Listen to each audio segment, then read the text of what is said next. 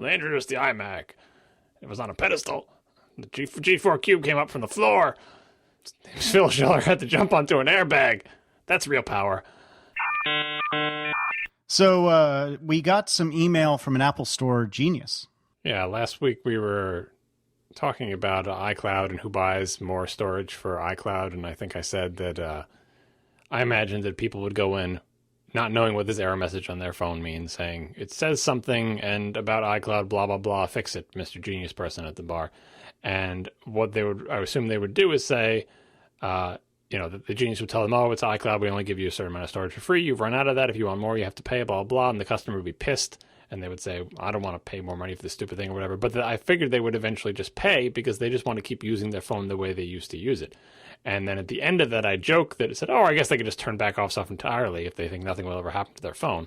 Well, according to this Apple Store genius who's been there for 2 years, people do come in with the message that they don't understand what it means. It says not enough storage.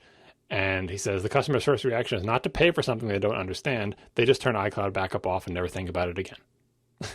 So there you go. Oh, God, that's so painful. But that's extremely believable. Oh, the other thing is, or they don't understand how to turn the prompt off and will just hit OK every morning when an iCloud backup was attempted. So like that's their new way they use the phone. Is like every morning there's this dialog box, then I hit OK and it goes away. It doesn't bother me until the next few days. And he says, there are very few people who have actually paid for iCloud storage. In recent memory, the only people I can think of that bought it are people that assume iCloud storage will increase with the size of the phone's storage capacity. And we talked about that before, like how ideally, whatever they're going to do with iCloud storage, it would match the size of the total sum size of the devices you have. So whether that's free or whether it's a fee or whatever, it seems like as you buy more devices, your storage should expand. Apple should somehow build that into the price of the devices or build that into the price of iCloud, but they don't. They give you, it's freemium. They learned it from the App Store. They give you a little bit, give you a little bit for free, and then you inevitably reach the limit and you get it. But some sad thinking of people going, oh, I know how to fix this. I'll just turn iCloud backups off. Done and done. If the problem is I get this box every morning that's annoying, it does fix the problem, in quotes. I don't know. I think this, the more we hear about these stories of how regular people hit these walls on their iOS devices of this photo storage wall and like what to do once you've hit that wall, it's just so sad. And really, it's tragic how many people lose their photos that they've taken. And, keep in mind, a lot of people, their phone is their primary or only camera. And, they could be taking like the only pictures they have of their kid. And which actually I know somebody who this happened to. So,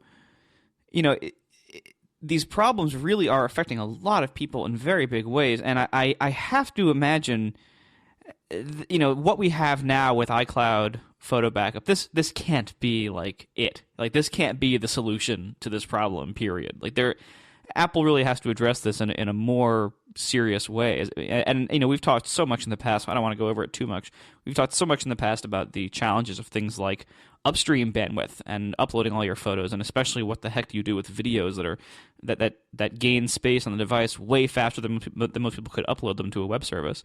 But I think there's such a huge gap between the ideal of backing up everything and where we are now of backing up kind of partially some things. It's very confusing. I think there's a lot of middle ground between those two that we can still achieve today, or that Apple could still achieve today if they wanted to. And it just seems like either they can't get their act together on that yet, or it's not a priority enough.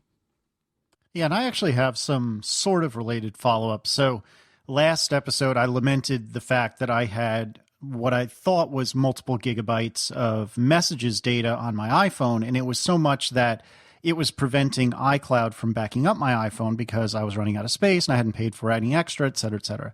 So I don't remember if I had hard facts at the time we recorded, but I can tell you I'm looking at my iPhone right now, and I have 3.5 gigabytes of messages data as per the settings. Then I believe it's general than usage. Yeah, general than usage. And so I had concluded that I really need to get this off of my phone. And as much as I love my animated GIFs, I can find them elsewhere. And so tonight I paid $35 for iExplorer, which used to be known as iPhone Explorer. And I'm sure someone will write and tell me, no, you idiot, you should have done it this way. And here's the secret hack to get to these things. But nevertheless, I paid for this app, and it will let me extract SMSs from an unencrypted iTunes backup, so I had to do an unencrypted iTunes backup. Well, anyways, it will do many things. It will save PDFs of your messages. It'll save CSVs, and it'll also save text files. And I exported just my conversations with Erin, my wife, and as a PDF, which does like the little chat bubbles and everything, it was 217 megs. As a CSV file, where it's nothing but text, it was still 2 megs of messages. And that's because I haven't deleted any, to my recollection, since I got my 3GS in, either 2008 or 2010. I always get that wrong. So anyway, so the point is, I had a lot of messages on my phone, and I don't view this as something abnormal. And this is something that I feel like a lot of regular people do. And I'm surprised that Apple hasn't found a better way to handle this. And it makes sense because in Apple's perspective, it stands to reason they wouldn't have to handle this because maybe normal people do delete their messages. But I would assume that not all normal people do. And certainly I think of myself as slightly normal, and I didn't.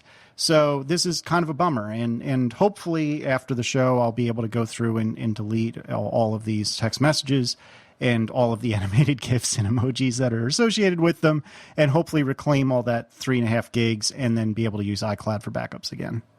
So I guess you don't need this new Romantimatic application.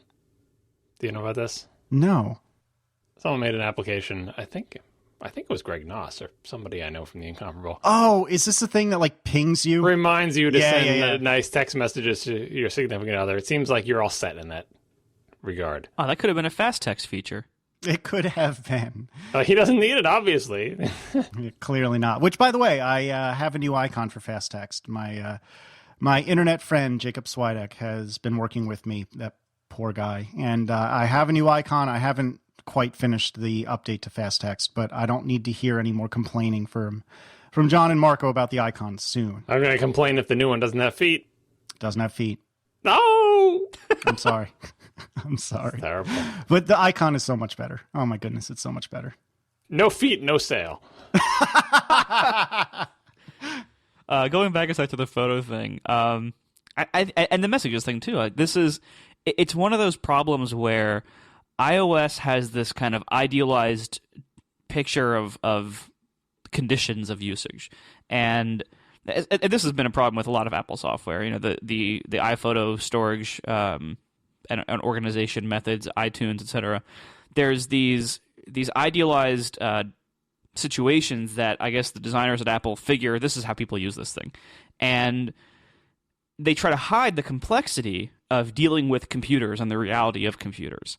And when you get to something like the photo storage and backup issues on iOS, and even things like messages taking up a ton of space, I think the big problem is that you're hitting these places where it's, to use a Joel on software term, it's a leaky abstraction. Like, you can't hide the realities of computing devices have limited storage space, and photos and videos shot by good cameras are huge, and upstream bandwidth in most places is not great, and oftentimes not free for very long, and like there's all these kind of inconvenient truths in the reality of using these computing systems that iOS either ignores or buries so deeply that people do have to deal with the problem of storage space. Like that's a reasonable thing to expect somebody using a computing device to do. Is like, well, you have this much space, and you're trying to store more stuff than it holds, so you got to make some decisions here.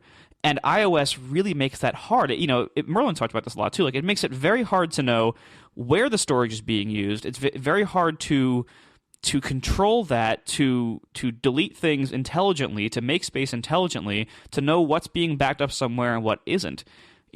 A lot of the blame for this lays on the design of iOS for trying to pretend like these realities don't exist when in fact they're extremely common. iOS loves to do the thing where, like the usage screen, where I spend a lot of my time because I always buy 32 gig iOS devices and I can barely fit my stuff on them. So I'm always right up against the storage limit because of like movies for the kids and other random things that I put on there. Video always pushes me over the edge. So I spend a lot of time on the usage screen looking at that stupid scrolling list and expanding it and seeing it. And the solution to you're out of room is look at that big list, find the application that's big that you don't think that you need or whatever, and delete the entire application. Because you're like, well, can't I just delete a couple of the things in that application? In some cases you can. Like video, you can delete individual videos from the video application. But in other cases, applications are not designed to say, hey, I'm application foo, and here's all the list of the data that I'm storing, and you want, I can purge my caches, I can delete these old things that you haven't seen in a while, I can, just some way to manage the data in the application. The only solution is, hold down, go into wiggle mode, hit the little X, nuke the whole application. I recently had to do that with Instapaper because I was up to like 1.2 gigs. Instapaper was 1.2 gigs, and Instapaper doesn't have any way like within it to like trim its data or whatever. I could have gone through the individual things and deleted them off or whatever. The easiest thing for me to do, because luckily Instapaper has a server-side component, was to delete the whole app and then reinstall it. And there was basically no loss in functionality, but whatever the hell Instapaper was keeping around was gone, and then Instapaper shrunk back down to its normal size. And I'm sure it's slowly growing back up as I go. I mean, that's an extreme case or whatever, but, same thing with the SMS thing. So you could have gone through the SMS app and deleted individual messages if you wanted, but nobody, once you hit that limit with SMS, I know so many people have hit this limit in iOS, no one's going to go back and delete individual messages. And there's nothing in the messages application that says, delete messages older than X, delete messages from, do something complicated, do like a search query, find all those, delete. Like, there's not a lot of good solutions, and you can't delete the messages application as far as I know. So iOS tries to simplify things, but then it ends up chunking it into these big immutable blobs of data. And people are forced to make choices like, should I delete this entire application? I guess it's my only choice. I mean, and some people, maybe they don't even know that you can go into the video and delete individual videos, but yeah, it's a difficult situation. It will kind of be better when Apple does a storage shift, because I think most people can get away with like a 64 gig device and be pretty sloppy, but lots of people are buying 16s, and that's just not enough for anybody to use for more than like a year and not run out of room. Well, in either way, if you have the 16 gig device and if you have 16 gigs of legitimate data on it, that's not going to get backed up to iCloud unless you pony up some money. And this is where, like you guys had mentioned earlier, and Bradley Chambers, I think was the first place I've seen this, said, well, the amount of iCloud backup you have should be the cumulative size of all of your devices associated with that account. So if you have a 32 gig phone and a 32 gig iPad, then as far as we're concerned, the size of the your iCloud allotment should be 64 gigs, which is a lot more than 5, obviously. Even then, though, obviously we're not talking about, desktop size backup sets, but even that might hit problems with upstream limits. Yeah, very much so. But I mean, at least it's a step. It's an improvement. True. Yeah, definitely. All right, we are sponsored this week. Our first sponsor is lynda.com, lynda.com. You've probably heard about them on other great podcasts, but let me tell you about them here.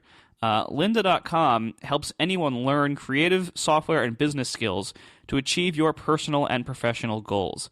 They have over 2,000 high-quality, engaging video courses taught by industry experts, with new courses added every day.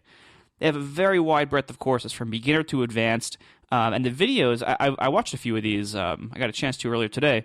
They have these great animations, these diagrams. It's very easy to get the information you need. They explain it very nicely. The pacing is really good.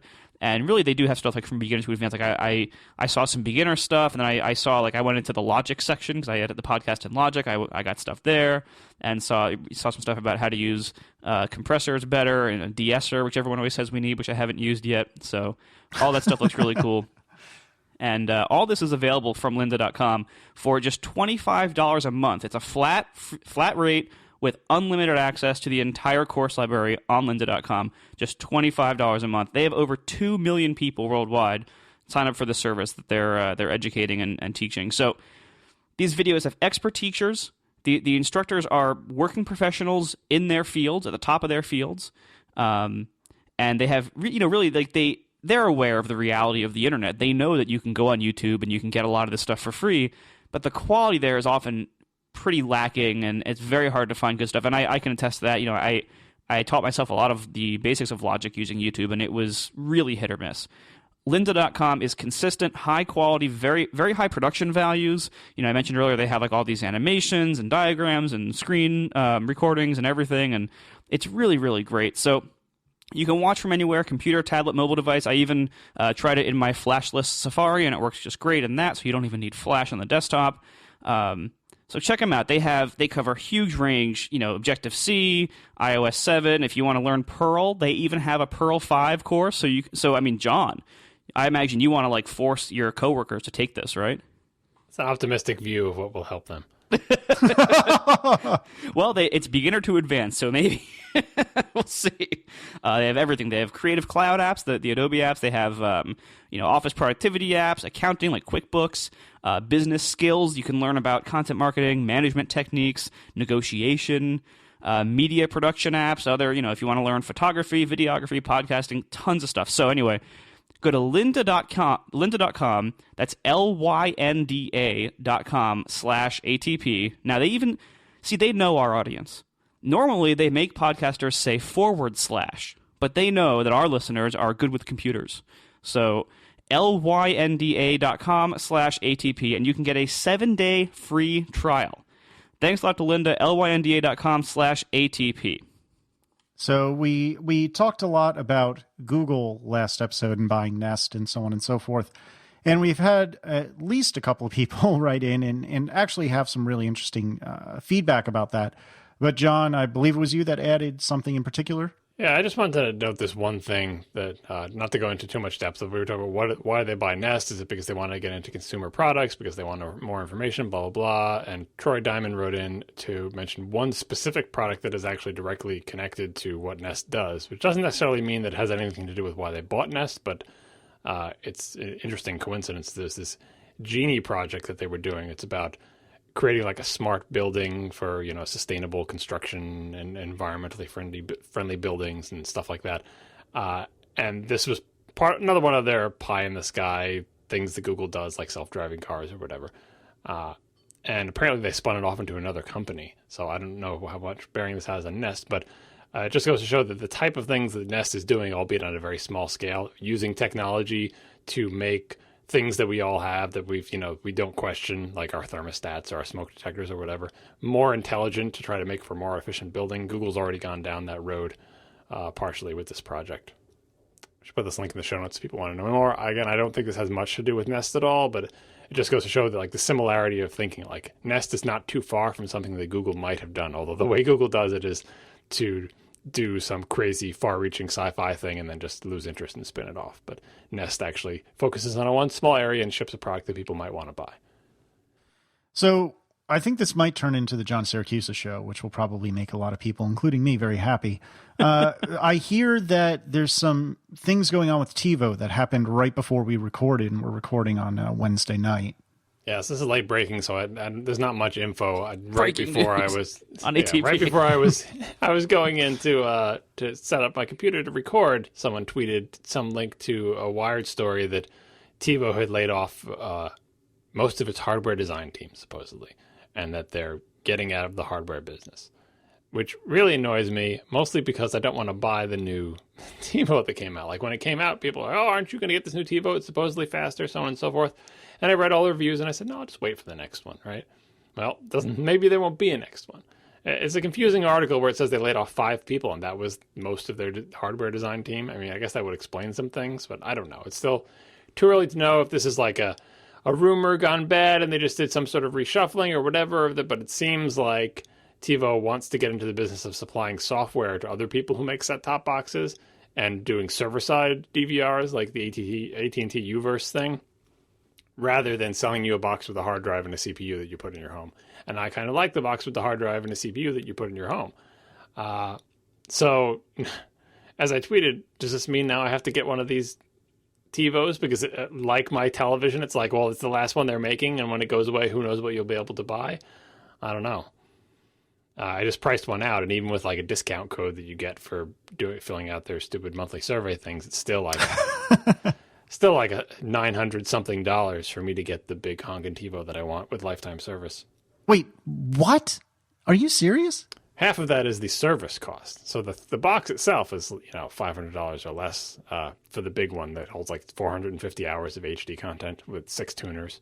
Right, that's what we're talking about here. This is the big guns. I don't shop down at the low end of the range. And then double that price for the service contract. And the service contract is like basically paying for them to send you program information for the life of the device. You could pay like $12 a month if you want to do it month by month, or you can pay some big amount of money and get lifetime. And I usually get lifetime because I keep my TiVo boxes for years. Like I slowly rotate them and retire them out, but most of the time the lifetime thing more than pays for itself because I retire the TiVo after 3, 4, or 5 years, and it's, at $12 a month doesn't take too many years to equal like $100, $200 or whatever it used to be for lifetime. But they keep bringing the prices up, and I don't want to pay month to month, so I always look at the lifetime thing. But my current lifetime on my TiVo Premiere is not close to being paid for. I forget what I paid for that lifetime thing, but that's another reason I didn't buy the new Roamio DVR when it came out, even though it does look like it's faster and nicer than mine. Some of the menus still weren't HD, and I said, I'll just wait for the next one. I'm still in the middle of my lifetime on this one. I don't need a new TiVo. My current TiVo is fine, such as it is. But now, if they're getting out of this business, now I have to play that stupid game where I wait and see if I can get one of these when they become cheap, or maybe they'll never become cheap and they'll just disappear. I don't know. I'm kind of sad about it, though. So everything you like is disappearing from under you. I'm surprised there's a new Mac Pro. Well, Sort of. yeah.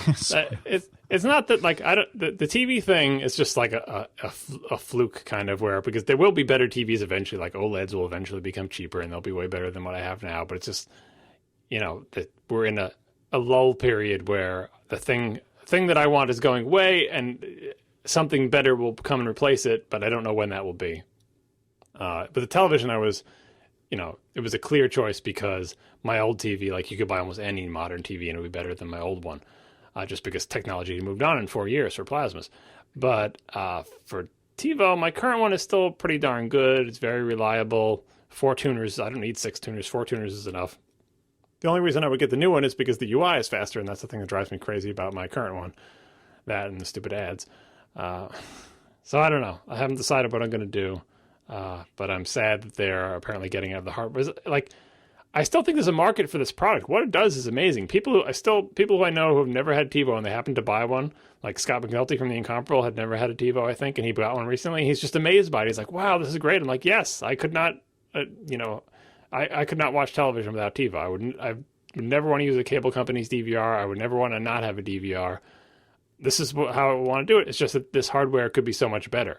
It just needs a little bit of finesse and know-how applied to it. Make the CPUs faster, make everything about it better, improve the software. Like, it's so close, and it's so much better than everything else. But to see them sort of bail on the business and just decide they're going to, like, get in bed with the cable companies and just supply software, like, I don't know where their expertise lies. So are they great at making hardware? No, not really. Are they great at making software? No, not really. The combination was something that didn't exist before. The box that you could have in your house is kind of like transport. A box in your house with the hard drive, with stuff on it, no cloud stuff needed, just program information that you can come down. And it's got a lot of features now. Like, the iOS apps aren't that bad. You can control your TiVo from the other side of the country with your phone or your iPad. You could stream to your iPad from your house and what. Like, there's all sorts of things you can do with the hardware that they had. They finally started to kind of get some useful features under them. It's just that the hardware was not great and their software was a little bit creaky. I don't know. I'm sad. Well, if that makes you sad, what do you think of the Nintendo stuff? Yeah. Oh, you're evil. That actually makes me less sad, yes. That's the next thing I think about. Before we leave this topic, I want to ask you guys, do either one of you guys have a TiVo? No, I have Verizon's DVR that I shouldn't say comes with your cable service, but we just a year ago, Aaron and I finally decided that I think $10 or $15 a month was worth it for DVR. So everyone else on the planet had a DVR for easily 5 years, and we just got one, like I said, around a year ago. And I really like it, but I feel like I could live without it, and I find it to be sufficient because I've never really used a TiVo. All I needed to do is record the shows I want and play the show I want when I ask it to play it. I guess maybe I'm ignorant, but I don't see why you need anything more than that. And my menus, if memory serves, are in HD. How much programming can you fit on your... Oh, I don't have the faintest idea. We don't watch enough TV to ever get that close. See, to me, I always avoided this stuff. I had a DVR box from the cable company for a few years, and then I was one of those people who cut cable, and that was a while ago. I mean, that was in like 2007, 2008, maybe. So it was a while ago, and to me, one of the reasons I did that is because, like, as a nerd, looking at DVRs, it's just such a terrible hack.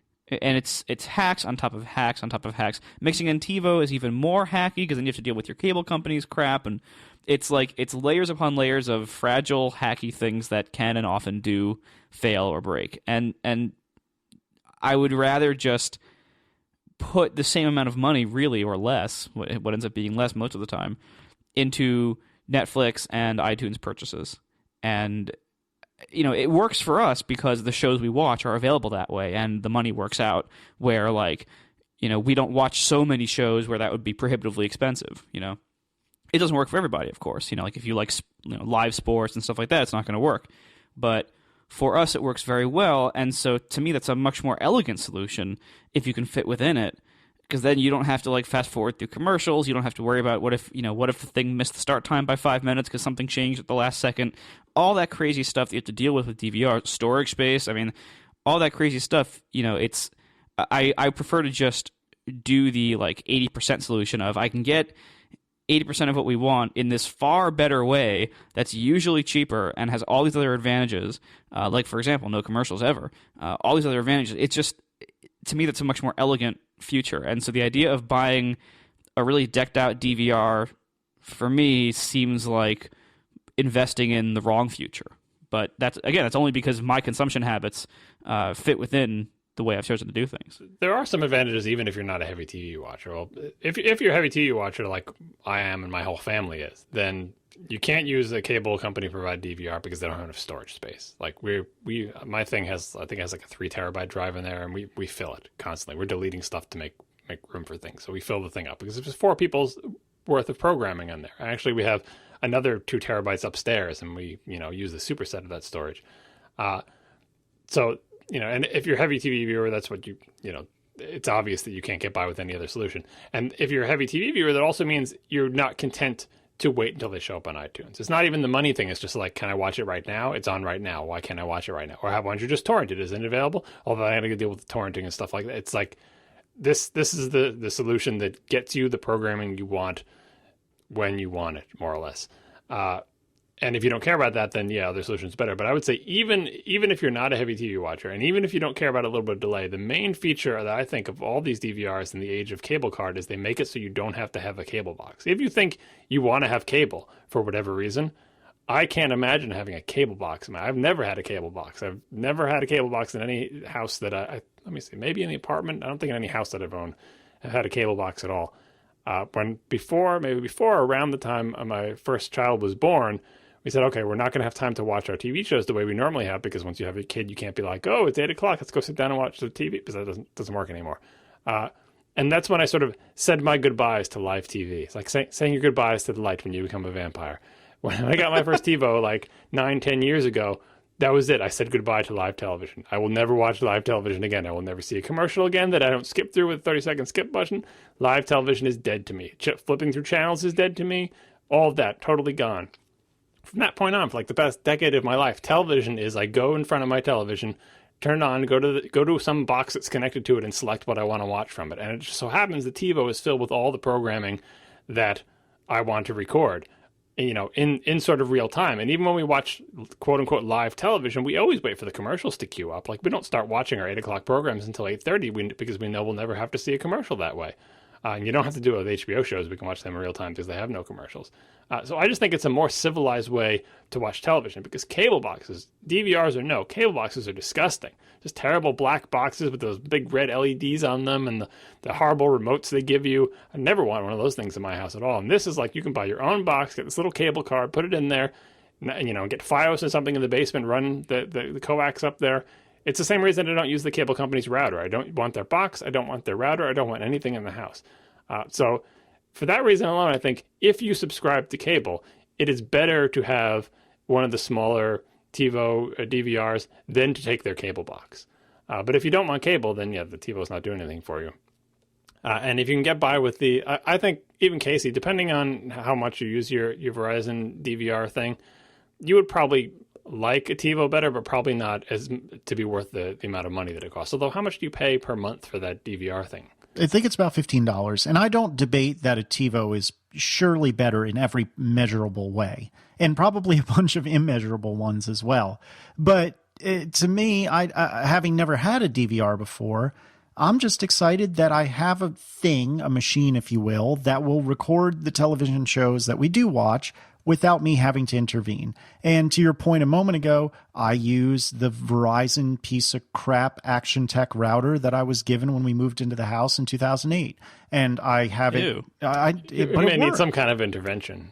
I probably, but it hasn't caused me any issues. Now, for Wi-Fi, I use a slightly old Airport Extreme. So really the only thing that this router is doing is getting internet to my set-top boxes and getting internet to my Airport Extreme. And for that, it's fine. And again, I completely understand and agree that not having to use the Verizon router would probably be better, and not having to use the Verizon DVR would probably be better, but it serves my needs just fine. And so I don't have any compelling reason to upgrade that I'm aware of. $15 a month, though, that adds up. You should wait until they have a fire sale on the last TiVo Romeos and get one of the small ones and just try it. I think you will. I think cost-wise, it may end up being cheaper, and it will be a nicer experience. Probably. And, the chat room is saying, oh, well, you're renting that equipment. I'm absolutely renting the DVR. I don't recall if I'm renting the router. It stands to reason I am. But again, for me, it's sufficient. And I mean, our Verizon bill is somewhere around $150, $160 for the baller but not obscene internet. So not quite Marco level, but really good internet and reasonable cable. We have HD service, of course, but we don't get any like Cinemax or HBO or anything like that. And we even have a home telephone for a reason I haven't quite figured out yet. And for that, it's about $150. And I love my Fios. I would be devastated if we ever moved to a place that didn't have Verizon Fios. So, I mean, I don't think that that's a terrible deal, but I don't know. Maybe I'm missing out. Our second sponsor this week is our friends at Harvest. Harvest is a beautifully crafted business tool for tracking the time spent on client projects. Now, you guys, well, Casey especially, you do client work a lot in your business life, and you are very aware of just how many time tracking tools there are out there and how terrible most of them are, right? Yeah, and in fact, when I was a C++ developer many years ago, I taught myself C# by writing my own time tracking tool, which was indeed terrible.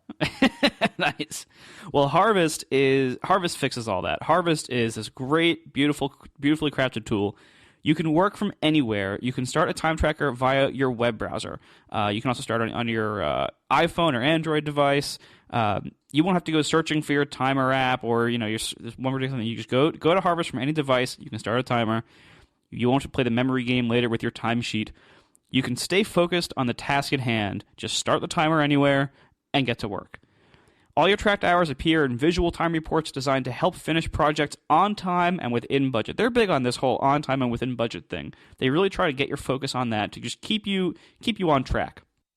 And their awesome tools will actually really be able to show you which clients and projects are making you money and which ones are costing you. If you're getting paid less than what you're actually spending to work on it, you're losing money on that, and their tools will help you find that. So other people agree. Creative businesses around the world will track millions of hours in Harvest this year.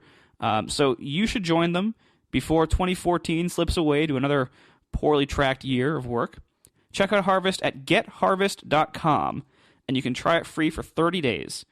After the trial period, use promo code ATP anytime before March 1st, and you'll receive 50% off your first month. So again, getharvest.com, try it free for 30 days, and use code ATP at purchase before March 1st to get 50% off your first month. Thanks a lot to Harvest for sponsoring the show. All right, so we never actually got to Nintendo, right? Or am I crazy? No, we didn't. I delayed it. Okay. Are they dead yet? It's going to be a while. So they announced their financials, or their expected financials or projections, and they are forecasting a $240 million annual loss because the Wii U is not selling. And they're cutting their forecast on how many Wii Us they think they're going to sell. They previously had saying they were going to sell 9 million, and now they're saying they're going to sell 2.8 million. And even Wii U games, they cut that from saying they were going to sell 38 million Wii U games to saying they were going to sell 19 million. So, everyone knows the Wii U is not selling. Nintendo has not done anything to make it sell any better. 3DS is doing okay.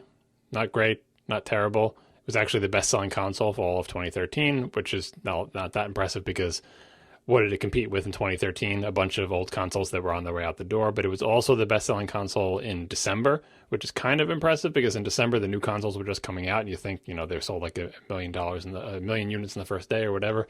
So I mean, compared to the DS numbers, 3DS isn't big, but compared to how dedicated gaming devices are selling now, 3DS is doing pretty well for itself. Wow, someone real-time follow-up in the chat room. Someone TiVo refutes the rumors and said hardware is a core component of its business. Okay, well, I'll read that link later to see. I read that when somebody posted it earlier, and the actual response from the TiVo person, it kind of double speak. It basically sounds like they're trying not to scare people away from buying the Romeos. So it's basically saying like we're going to keep supporting the Romeo. But it doesn't. It's a lot of doublespeak that basically sounds like, yeah, we're going to keep supporting that, but don't expect much else because we're focusing on cloud. Yeah, it's kind of like when Panasonic was getting out of the plasma business for like a year leading up to that. There'd be a story say, oh, Panasonic's getting out of plasma business, and Panasonic would issue some statement that neither confirms nor denies, but kind of tries to tell you, no, it's okay, you should buy our existing TVs because we have inventory to clear, but never officially saying we're getting out of the business until like the whole year is up, and then Panasonic then finally officially says, yes, it's true, we're getting out of, so where there's smoke, there's fire, but we'll continue with that. I'll look at that story after the show. That's why I prefaced it with saying I just saw this link just before we came in. Who knows how accurate it is? It's kind of fuzzy information, but the signs don't look good. But anyway, Nintendo, I don't think there's any news here. Like, we all knew that the Wii U wasn't selling that well. I guess they could have sold gangbusters in December, but even if it did, the PS4 and Xbox One sold pretty well in December. Like, they're coming out of the gate strong, and they got outsold by the 3DS. And what I've always said about Nintendo, and this is the time of year when people are going to keep posting more stories about what Nintendo should or shouldn't do or whatever, is that as long as there's a market for dedicated gaming devices, Nintendo has a way to thrive and to be successful and to be the Nintendo we want it to be. Just because there is a way for them to do that doesn't mean they will do it. That's the distinction that subtleties that most people will probably forget about. There is a way for Nintendo to win as long as people are willing to buy hardware that mostly just plays games. If people stop being willing to buy hardware that just play games, Nintendo can't play anymore because Nintendo can't make a general purpose OS, I don't think. They don't have the expertise. They can barely make a dedicated gaming console software stack. They can't make something based on Android. They can't make their own iOS. They can't be a platform. They just can't do that. They don't have the people to do that. It's very difficult to do. So as long as people keep buying dedicated gaming devices, all Nintendo needs to do is make really good dedicated gaming devices with really good games that people want to buy. That's it. It sounds easy, doesn't it? Well, if they don't make game hardware that people want to buy and games that people want to buy, they can still fail under that scenario, but at least it won't be like, well, it's out of the question. They can't. Like, I think there's nothing they can do to say we're going to make our own operating system and our own app store and our own general purpose platform that does more than games. That's just out of the question for them. The only thing they can do, and the only thing I think they should do, is try to make game devices that people really want to buy with great games that people want to buy on them. And that's it. And they're not doing that now. They made the Wii U. No one seems to want it for, I think, what should be fairly obvious reasons at this point. It's weak. It has bad third-party game support because it's weak. It's like a previous gen console that no one is really interested in, and that the novelty this time of the second screen is not catching on with people, and Nintendo hasn't demonstrated why it should catch on, and it's just a bad situation. But they do have $14 billion in the bank. As I said, I think a couple months ago when this came up in the first round of Nintendo Woe, it's like they just need to like reset and think about what they're going to do for their next thing.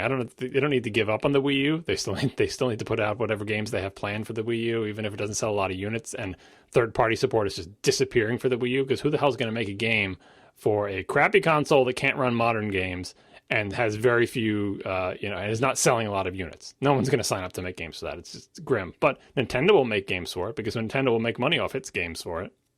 And what choice do they have? So I think that will just make games for the Wii U, put them out, the thing will sort of fade away, and Nintendo just needs to think about what it's going to do next. Spend that part of that $14 billion wisely and come out with a good idea, with a good platform, and hope that by the time they do that, that the market for dedicated gaming hardware has not disappeared. As I've said many times, I think there is room for one more generation of dedicated gaming hardware, and this is it. PS4 and Xbox One. After the PS4 and Xbox One, 7-8 years from now, I'll have to revisit that question and say, is there still a market for dedicated gaming hardware? And maybe then the answer will be no, and then Nintendo is screwed. But for now, Nintendo just did a big swing and a miss this generation with their consoles, and maybe got like a foul tip with their handhelds. Which, do you think, are they in worse shape now as they were when they launched the GameCube? I know the GameCube was not a huge success, was it? They're worse off now in terms of sales, but I'm assuming they have much more money in the bank now than they did back then. Because the GameCube, if you look at the charts, the GameCube sold easily more than the Wii U. Like, for all the problems that the GameCube had, Nintendo would kill to get GameCube-like numbers on the Wii U. They do not have that now. And the DS sold way better than the 3DS. But a lot of that is kind of like, look at the downward trend of dedicated gaming devices. Like, overall, the market is slowly declining. And so everything's like relative. It's like, well, the 3DS is doing well now, but nothing compared to the DS. And the GameCube was seen as a failure because it was the third place console then, but boy, what Nintendo would give to sell GameCube-like numbers of Wii U at this point. So if you take off your Nintendo fanboy, and I mean that in a good way, hat, you're the only one of us that has a Wii U. And when we visited, I played it for 5 minutes, and it seemed nice, but whatever. Taking off the hat, the fanboy hat, is it a good system? I know what you just said about it being not very powerful, but just in general, is it good? The games that Nintendo will make for the Wii U, and that they already have made, demonstrated as a platform that you can have fun games on. And I've said before, you can have kinds of fun and kinds of games on the Wii U that you can't have in any other console because of that weird second screen thing. It doesn't mean that they're the most amazing games in the world, but there's experiences you can't have other places. And like the Nintendo Land, the thing that demonstrates, like, here's umpteen different ways you can use our combination of hardware. Some of them are fun, some of them aren't. But out of that big, collection of mini games, there's 3 or 4 in there that are really interesting and novel that can't be matched anywhere else. And so if you're into games and you want to say, show me a new way to be entertained instead of just another first-person shooter, Nintendo is showing you that. Kind of like on the Xbox One and the Xbox 360 with the Kinect. Microsoft said, you can stand up in front of the TV and wave your arms and legs around. That's a new way to play games. Try that. Do you like it? Is it fun? Whether you like it or not, that's something you can't experience on the other consoles because they don't have the Kinect. They may have the Eye toy and the other things, the cameras or whatever, but Nintendo does have something novel with the Wii U. And so that's one aspect of it. And the second aspect is Nintendo makes great games, and their games are going to be on the Wii U. Their games are not going to be on any of the other consoles. So if you're interested in playing the next Zelda game, there's only one place to do that. And maybe the next Zelda game won't take advantage of any of the Wii U unique features at all, but it'll still be a great game. And it's kind of the same reason I got a PlayStation 3 to play The Last Guardian, which has still not been released. But Journey is an example. Journey is not available on any other platform. I would buy a PS3 just to play Journey. Journey could be on any platform. It doesn't use any unique features. It's like analog stick and buttons. It's not like you need the Kinect for it. It's not like you need a second screen. It's a very straightforward game. It could be a PC game. Hell, it could probably even exist on iOS, God forbid. But it was only on the PS3, so that's why I bought a PS3. And I continue to think that that's the way forward for Nintendo is make awesome hardware that people want, that third parties are willing to support, that sells in big numbers, and also make your very best games and put them only on your hardware. That's it. Just simple as that, Nintendo. I don't see what the problem is. You just got to make awesome games and hardware that people love. In order to win, you have to do well. Jeez. Yeah, I know. Well, I mean, like, because people keep talking about structural things, like, oh, they need a different strategy. Even Nintendo itself saying, we'll have to look at smartphones and do this and do that. It's like, I don't think that's a winning strategy for Nintendo, because I don't think Nintendo can do what it does. People keep making this analogy and saying, well, it's not apt or whatever, but there's enough aspects of it that I think are apt that it's worth revisiting and thinking about again. It's kind of like when Apple was in trouble, and they were totally in trouble, like in the 90s, and people were saying, Apple needs to get out of the hardware business and just put macOS on Windows PCs, right? Because what they're doing now is not working. They're not making hardware that people want to buy. People kind of like their software. Why not just put that software on other people's hardware?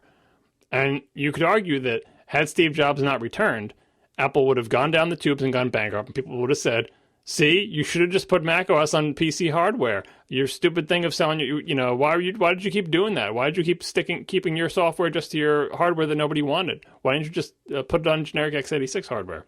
And now you're out of business. You should have listened to me.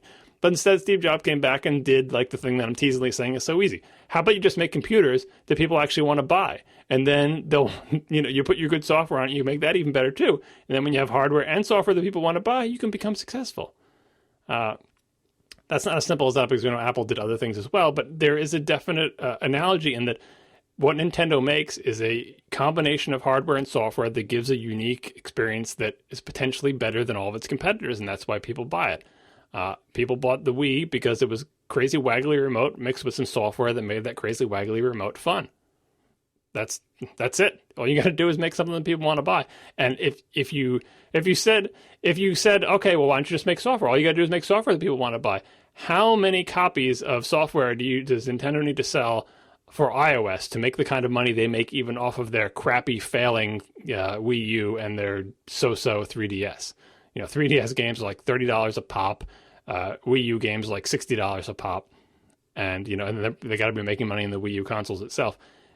Nintendo can't come into iOS, put out $60 games and expect, you just do the revenue graphs on well, if I sell at $1, how many do I have to sell? If I sell at $60, we know how much I'll sell compared to if I sell at $1. Does Nintendo have to start making freemium games? It's a whole different market, never mind what kind of games could you make on iOS, and now you're dependent on a different hardware vendor and you can't innovate gameplay because you're at the mercy of what kind of hardware Apple wants to put out and how well they're going to support your games. And whole category of games can't even exist without the physical controllers. Oh, well, you just sell to people with physical controllers, and Nintendo can make a physical controller. Now you're selling to a fraction of a market. Anybody willing to buy a physical controller to play Nintendo games on their iOS device would also be willing to buy a 3DS. The television game consoles with a controller there, they could just buy a Bluetooth controller and AirPlay their iOS device, and you worry about the lag. There is no good way out for Nintendo in those areas. I think Nintendo should pay no attention to the smartphone space because they can't be a player there. They're never going to have their own platform. They're never going to have their own OS. If that becomes the price of doing business, they're doomed. For now, it looks like there's still a market for dedicated game consoles. They should just make one that people want to buy. Sounds easy. Yeah, I don't know why they didn't consult me before they made the Wii U. Wow. I would have told them. There's a couple of articles the hindsight is 2020 articles going I was at a game developer and they showed us the Wii U and I totally knew that they shouldn't be making this because the hardware was too weak. It's easy to say that in retrospect, but they probably would have said the same thing about the Wii. Standard definition of game console, everyone else going HD, you're doomed. Well, they weren't so doomed there. But yeah, I don't think they could pull that off a second time, and they didn't. Yeah, I think part of the problem with that is that the Wii was really successful because of this fad that it introduced. No, it is totally not a fad. A fad is something that comes and goes quickly and has no lasting value. The motion control. I would say that what you just said. Come and goes quickly and has no lasting value. I bet that is the pattern for the majority of Wii owners of how they use their Wii. It lasted an entire generation. The Wii dominated the entire generation, and motion control is not going away. Every single modern console has motion control coming out the butt. It's like saying, the Macintosh, because the Macintosh lost the... That sounds uncomfortable. The Macintosh lost to Windows because that GUI thing was just a fad. And yeah, now every modern computer has a GUI, but they're not Macintosh, so I guess that whole GUI thing was a fad. Motion control was not a fad. Well, that's not a fair assessment. I think because stuff like a GUI is you use it and then you keep using it and it keeps being awesome. Whereas the Wii, I bet almost everyone I've ever heard from who has a Wii has said that they had the same problem where they got it, they played the crap out of it for a couple of weeks or months, and then they never turn it on again. And then it eventually goes in the closet, and then it eventually goes away. Like a computer, it needs software. So if you got a Macintosh and then people just stopped making applications for it, and Doom wasn't out for the Mac, and all these other programs you wanted to play weren't out for the Mac, you're just like, well, I had a Mac and I used it a lot, but then like I'd played the few games that I had and I'd used the software I had, but all the new applications were coming out for Windows. So I put the Mac in a closet and I got a Windows machine and I used their GUI apps. Like it's a platform. You do need software to be released for it, and making it standard definition didn't help, and Nintendo's relationship with third parties didn't help. And eventually the only thing available on the Wii were terrible, crappy shovelware ports of like ancient PC games or last gen console games. And all the new titles that people wanted to play weren't available for the Wii at all. So what are you going to do? Keep playing Wii Sports for 8 years? Of course you're not going to. Of course it's going to go into the closet. It's a platform, right? But you can't say that the motion control was a fad and it went away. And that's why it's because no one made new games for it. No one made new, exciting, popular games for it. Where were everyone else wanted to play like, Mass Effect and the new Halo games, and even if they're not exclusive titles, even multi-platform, with Grand Theft Auto, Call of Duty, Modern Warfare, like all these games came out. They're available for PC, 360, and PS3. PC, 360, or PS3. Never the Wii, because the Wii can't play it because it was too weak. It just aged out. No one made new software for it. So what you're saying is I was right. No, it's not. It's not that the motion control was a fad. You're saying like, I didn't say the motion control was a fad. I said the Wii was a fad. It's the Wii is not a fad. The Wii was just a console that didn't have good third-party support. The GameCube was similar. As the GameCube got older, third-party games came out for the other platforms and not for the GameCube. Like, Nintendo was really bad about third-party support because it's caught between, well, we can support our own platform with our first-party games, and, well, we kind of want third-party games to round out the platform, but we don't really care if those guys make any money. And then people are like, well, screw you. We're not going to make games for your platform anymore. Unless you sell in huge numbers. And even when they sold in huge numbers, all they did was attract the vultures to say, well, I'll make a stupid tie-in game for my movie and sell a Wii version just to get some free cash because there's so many Wiis out there in the world. And then people would buy the crappy movie tie-in game for the Wii, and the kids would play it and say, this sucks. And it was like the 2600, the Atari, where eventually everybody was making 2600 games, and it just devalued the entire, concept. So the Wii as a product was a good idea and a good product. The relationship with third parties was terrible, and they didn't support it, and it fizzled out. I mean, any console can do that. Like, if any of the other console makers had the same problem, if they put out hardware that was too weak to play modern games and didn't have a good relationship with third parties, they would fizzle out and die too. If Nintendo had simply made a PlayStation 4 with a second screen on it and had Sony or Microsoft level of intelligence about third-party support, the Wii U would be selling like hotcakes. Because who wouldn't want a PS4 that can play the next Mario and Zelda game? Everybody would. Like, you have your cake and eat it too. There's no reason you have to choose between those two things, except for price. But Nintendo has always, said, well, we want to keep it as cheap as possible, and we think that'll work great, and it did with the Wii, kind of. But even that ran into their stupidity about third-party relationships. Well, the reason I brought up this thing that inside of this big fire is because, it's always a flaw, a strategic flaw in business if you don't really recognize why you have been successful in the past or the present, because if you attribute present or past success to the wrong factors, then you'll probably do the wrong things on your next project and your upcoming direction. And so I think for Nintendo to say, oh, well, the Wii sold really, really well, and therefore we have to keep doing gimmicks like this. It's not a gimmick. Well, hold on. So this has kind of been Nintendo's MO in the last few generations of consoles, where, it used to be in the olden days of like 8 and 16-bit, and even the N64, Nintendo was basically doing the same kinds of things as everyone else, and in some ways they would do things better. And then they had these awesome games to carry them and to really be the foundation of their business. The Wii was this new hardware gimmick this new hardware method that was very successful in the market briefly. At least in that one generation. For 8 years, yeah, briefly for 8 years. Well, okay. Regardless, it was very successful, and it had this new hardware thing, this new kind of thing. The DS had these two screens. That was very successful, right?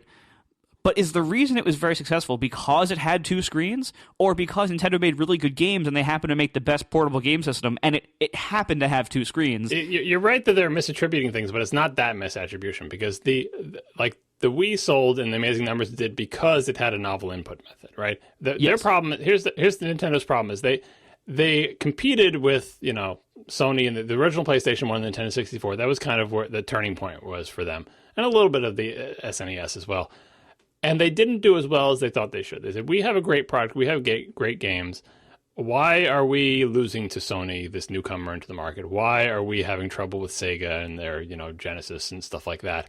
We should be crushing them. We're Nintendo. We should do great. And the GameCube really brought that to a head because the GameCube is just an amazing piece of hardware. It was the best console of that generation hardware-wise. And they're like, we should really be killing these guys. Why don't we made this thing and we came in last place? Why? Why don't people want to buy our stuff? Aren't our games good? And so when the Wii came around, they're like, we keep failing. We need to do something different. And they look back at why they had failed and they said, I think we failed because we're not giving people something different. We're just trying to make the same thing as everyone else. And they said, here's what we can do, but we'll make something different. How about we use motion control? And they were actually thinking about motion control for the GameCube as well. We'll do motion control. And they couldn't figure out why they kept losing. And they're losing because they were just obstinate about third-party relationships with other developers. Like, Sony won because it was nice to third parties, and Nintendo always wanted to screw them. Because Nintendo said, well, we sell our first-party games, and you pay us through the nose for the privilege of being on our platform. And another company came in there and said, we won't be such bastards to third parties. And Nintendo continues to refuse to believe that that's why everyone is crushing you. It's not because they make better hardware. It's sure as hell not because they make better first-party games. It's because they're not jerks to the third parties. And Nintendo doesn't want to hear that. And unfortunately, the idea that here's what the problem was. The problem was we didn't make something that was interesting enough. We're just doing the same thing as everyone else. Let's do something interesting. That worked for them. They said, aha, see, that was it. It wasn't that all that stuff people were saying about us not having a good relationship with third parties. It was just because we want to give people something new. So when it came time to make the Wii U, they said, we got to do that thing again where we make something new. And so they made something new, and it is new, and it is interesting. It's just not as interesting as motion control was coming from a previous, world without motion control. And they kept having the weak hardware, and it fell on its face because, they continue not to realize that the reason they keep failing is because they don't have good third-party resources. Again, if you could buy a Nintendo console and it had all the modern games on it, all of the, it had Grand Theft Auto, it had Call of Duty, it had everything. It looked great. It was competitive with everybody else. Any third-party game came out for the next 8 years, you should be sure it will be on the new Nintendo console. It was just like the 360 or the PS3. Sometimes it's on the 360, sometimes on the PS3. It's probably on the PC. Nintendo is not even in that conversation for multiple generations now. And if they can't be in that conversation, the only people who are going to buy a Nintendo console are people who just want it for the first-party games. And they're stupidly limiting themselves.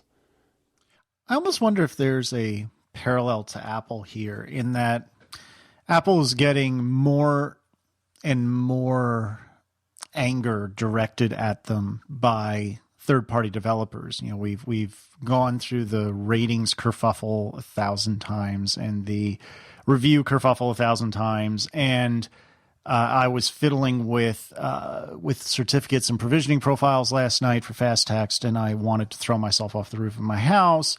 And I'm definitely reaching here, but I can't help but wonder if Nintendo and Apple both were or are in a position where they had the ability to be smug and to act like the king of the world. And eventually what we've seen with Nintendo is that didn't last. And the more friendly to third-party developers, upstarts came around and ate their lunch. And I'm being overdramatic, but I can't help but wonder if that's the future for Apple if they don't start improving things like iTunes Connect, improving things like developer relations. And they certainly have gotten a heck of a lot better. And Marco, you would know better than any of us how much better it's gotten. But I don't know, it strikes me as a vaguely parallel path.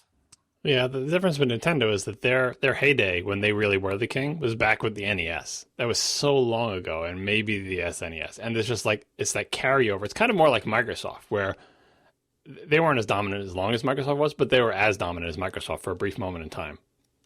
And that's their image of themselves. And even a change of CEOs, like the change of CEOs, the old guy, Yamauchi, got pulled back, and like finally now we'll get someone who realizes they're not the king of the world anymore. And the new guy did the Wii, which looks like, hey, new guy comes in. It's kind of like the return of Steve Jobs. New guy comes in, and suddenly Nintendo is back on top of the console heat. But again, they were on top. Like they didn't recognize their previous problems. They just happened to find something else that would give them a turbo boost above everyone else. But they kept all the same old attitudes. Like the expectation that you can make a new console and do it just like the Wii again and think that everything will work out fine because you'll just be that much more amazing than everyone else. Like it's like Microsoft thinking that for so long, well, we're Microsoft. When we make a tablet, people will buy it. And when we make a phone OS, people will buy it. And Windows Phone will soon be the dominant phone platform, or we'll be in strong second place or whatever. Like, you just get that image in your head of like, we're Microsoft, we're the king of everything. Obviously, anything we do is going to be successful.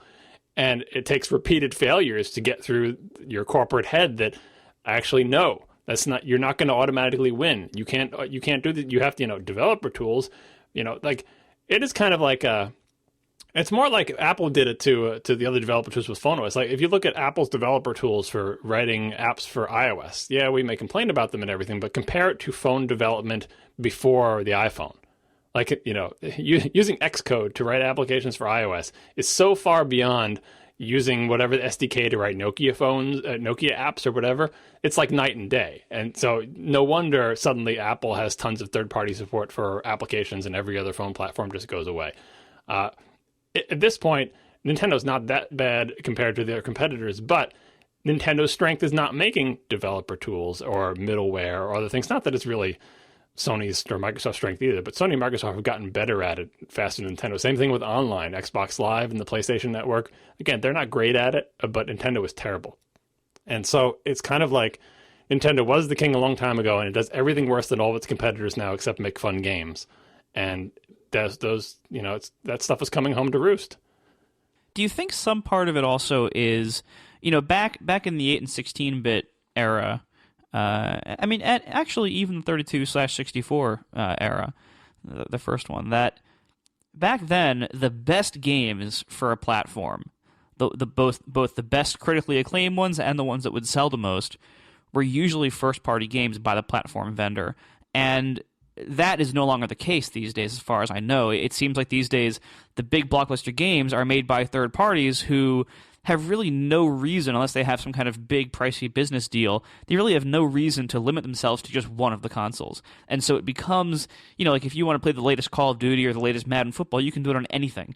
And it's in their best interest to put out the games for all the consoles. And so it's a lot less of an advantage to have the strong first-party library as it used to be, because most of the games people are buying and getting excited about are available on all the platforms. It's so expensive now to make a AAA title that people can't afford to have exclusives. Like, if you're going to be EA or something, and you're going to make Madden, and someone wants you to make it exclusive to their platform, EA is going to be like, do you realize how much money you'd have to pay us to do that? Because in a sort of even horse race between between two or three competitors, it's like, are you going to pay for all the copies that we could have sold on the Xbox? If Sony wants it to be exclusive, or pick any game like that. Like, you can't afford to pay them. Like, that's why these people buy studios. Like, as Microsoft buys Bungie, well, now we don't have to pay you to make Halo exclusive to the Xbox. We bought your whole company. Make it for the Xbox only, right? And even that, Bungie found a way to wriggle its way out so its next game could be multi-platform. It's just so expensive. The only people who can afford to make a game exclusive to a platform are like gaming studios that are going down the tubes and need tons of money, and they'll take whatever cash payout they can to go exclusive, or first parties. I don't know if there was ever a heyday where the first party games are always the best. I guess maybe in the NES days. I mean, its first party games have always been among the best on any platform anywhere. So that's an easy one. Sega, I guess they had Sonic in the Genesis days, but was that really the best games? Nintendo's the only one who's been so dominant. Sega had a lot of... I was a Sega guy back then. They had a lot of really good games in the 8 and 16-bit era. I would even say for the Saturn, which didn't sell well. Well, yeah, they were the only games for the Saturn. Right. Yeah, that's true. Even for that generation, I think Sega had the best Saturn games. I think Nintendo had by far the best N64 games. PlayStation changed that though. Like, that was their deal. Like, think of the first party PlayStation games like Crash Bandicoot, meh. Well, and the PS1 games really were not that great. The PS1 mainly succeeded because the Saturn was a bomb. I mean, the Saturn kind of made space for it, and the N64 wasn't out yet. And it used cartridges when it came out. Right. Although I will stand by that being a good decision, actually. Looking back at the load times and everything, well, it was a really bad decision for Nintendo. It had advantages, but the reason Nintendo did it was because A, they're stubborn, and B, they people would pay Nintendo to make their cartridges. If you wanted to make a game for N64, Nintendo like they did with the other stuff, you'd have to pay Nintendo to make your cartridges for you, and Nintendo charged profit on that. It was like free money. Like, why would he let you make a 10-cent CD when we can charge you for these these cartridges? Right. But, my point is, like, in this new era of most of the big popular games are multi-platform, Nintendo will always lose that battle because they're not in the cutting-edge hardware and ecosystem game. Like, they're not in that game at all, and so they're going to keep losing. But they could be, though. Like, the GameCube proves that they could be. Because the GameCube, hardware-wise, was more than a match for its competitors. Like, there's no reason that they can't be, because they don't make, they pay ATI and IBM or whoever makes, they, like, look at the PS4 or the Xbox One. Is it AM? They both have AMD CPUs with, like, Nintendo can go to those same vendors, just like they did with the GameCube. The GameCube was even more extreme because IBM and ATI were also in the Xbox 360. So it was like, it was right there. Like, we're all using the same vendors. You don't have to make this stuff yourself. They just chose not to compete in that. There's not something structural about Nintendo that prevents them from making a console that can host all the modern games. It's a business choice. Well, I don't know. It's because it isn't just about the hardware anymore. Now it's about these online services, integration with cable boxes and stuff like that. Like, it's all these things that Nintendo really has never shown any interest in doing. Sony is terrible at that too, and they've been slowly, like, Microsoft's the only company that knew anything about online because, like, they're a PC company. They know about platforms. They know about networking, stuff like that. Sony didn't know anything about that. Sony stuff sucked, and they slowly learned. And Nintendo stuff has always sucked, continues to suck. It sucks slightly more than Sony, but, like, it's not outside. I think this is something that Nintendo can do. Nintendo can make online games. They have. Nintendo can make, like, social media lobby type things. They have done that. They just do it badly. Sony also does it badly. Microsoft does it less badly, but there's nobody who's like, I guess maybe Microsoft is out ahead of both of the other ones, but Sony's pretty crappy at that too. So, like, the bar is low. I feel like they could cross that hurdle. And again, you have, like, now it may be a little bit too late, but they had so many years. Like, Xbox Live came out so many years ago. Nintendo, if they got their head out of their butt, would have said, all right, we suck at this now. Let's get good at it slowly over many years. Which is just what Sony did. And Sony is still terrible at it. And they lost all those passwords and their service is not as good as Xbox Live. But when the PS4 came out, it has integration with streaming and the headset support and stuff like that. I think they learned it's possible. And Nintendo is just much slower learner or too stubborn or whatever. But I don't think it's outside the realm of possibility. Our final sponsor this week is our good friends at Fracture. Fracture prints photos in vivid color directly onto glass. Go to fractureme.com to learn more. Fracture prints are the thinnest, lightest, and most elegant way to display your favorite photo. Every Fracture is handmade and checked for quality by their small team in Gainesville, Florida. And in this very well-packaged box they send, they include everything you need to get your photo on the wall or desk, including even the little screw anchor. Prices start at just $12 for a 5x5-inch print, and they offer many more shapes and sizes at very reasonable prices. The small one is actually really good for Instagram photos. It's a small square or a small rectangle, but the small square is awesome. And I last time we did a Fracture sponsorship, I think 2 weeks ago, I revealed that I had recently ordered app icon Fracture prints. So it's a small size, 5x5 inches, $12 each. I got all my big apps that I've worked on. I got those printed out and stuck them on my wall of my office, and it's like a nice little row of kind of like these trophies of apps I've worked on. And I even just got a new one that arrived a few days ago. The original Tonks art that had the little walking AeroPress, Chemex, and French press. I went to them and got the original source of that and printed my own little copy, and it's awesome. Just love it. Actually, it's big. It's like 12 by 17 or something like that. What's great about these things is that they're very lightweight. The front is this nice glass surface, but then the glass layer is thin enough that it's pretty light, and then the back is this nice, like, kind of, I don't know, 1/8 inch of foam board or something like that. So you hang it up, and it's not like, whenever I hang a big frame photo, I'm always so afraid it's going to fall off the wall and shatter. I'm always so afraid. These things, I'm not afraid. I just hang them up with no stress. It's awesome. Anyway, go to fractureme.com to learn more and try them out. Check out, get 20% off with the coupon code ATP14. That is ATP14. Thanks a lot to Fracture for sponsoring our show. All right, what else do we want to talk about? Should we breach the net neutrality topic? Because this could go for hours. Even I have a lot to say about this. There's a lot there. I think any loss of net neutrality is really bad and really, frankly, a likely disaster for our industry and many others. But legally, I don't know enough about what just happened. I don't have a good legal understanding of it, and I haven't done all the reading on it. I still have to read Nilay Patel's article on it, so I don't really have a lot to say on that right now. Well, I just wanted to briefly add, and then John, I'll ask for your 2 cents. Somebody tweeted, and I'll put a link in the show notes and in the chat, and this may not be the original instance of it, but somebody tweeted a really interesting graphic that basically said, hey, if you want really fast Netflix, that's an additional $10 a month. And if you want really fast blah, blah, blah, that's an additional $15 a month. And it was extremely interesting and a really ominous sign of what net neutrality could mean, or the loss of net neutrality could mean for the future. And it was a really clever way to hammer it home that if not all traffic is created equal, that could lead to some very bad things. And it's very frightening. And just like you said, Marco, it's very, very potentially dangerous for the industry. Also, I thought the Fred Wilson post was really good, too. Fred Wilson is in case you don't know him, he's a big investor. I actually know him. He's a really nice guy. And his blog is avc.com because he is a VC.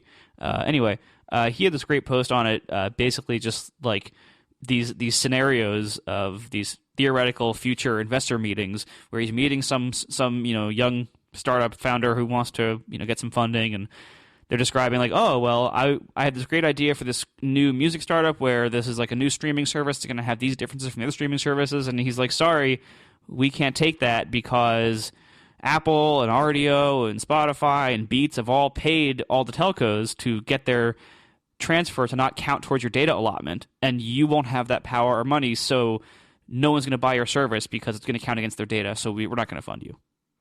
And that's going to happen, like that kind of thing where it's not going to affect everything. If you're running text and transmitting text all around, it's probably not going to be big enough to matter or get throttled like that. But you don't know. And there's all these other, it dramatically affects any kind of large transfers. Definitely would affect podcasts, no question about it. And so that hits home for me certainly, and it showed it for you if you're listening. And so there's that aspect. There's also one thing I liked a lot was Matt Drance's piece on Apple Outsider, where he not only does he link to all these other good ones, but he also says like, there's also a problem of privacy where now right now your ISP can look at everything passing through and where it's going, but there's not really much of a reason for them to. There's no business case for it, so they probably aren't, and generally there's not, they don't really have motivation to do that. But with this, they would have to look at everything you're doing, and they would have business reasons to do it, and so there's massive privacy implications for it as well. And so there's all these problems with what a lack of net neutrality will cause, and the arguments about free markets and everything else, and deregulation's benefits in some cases don't really apply because there's not a lot of competition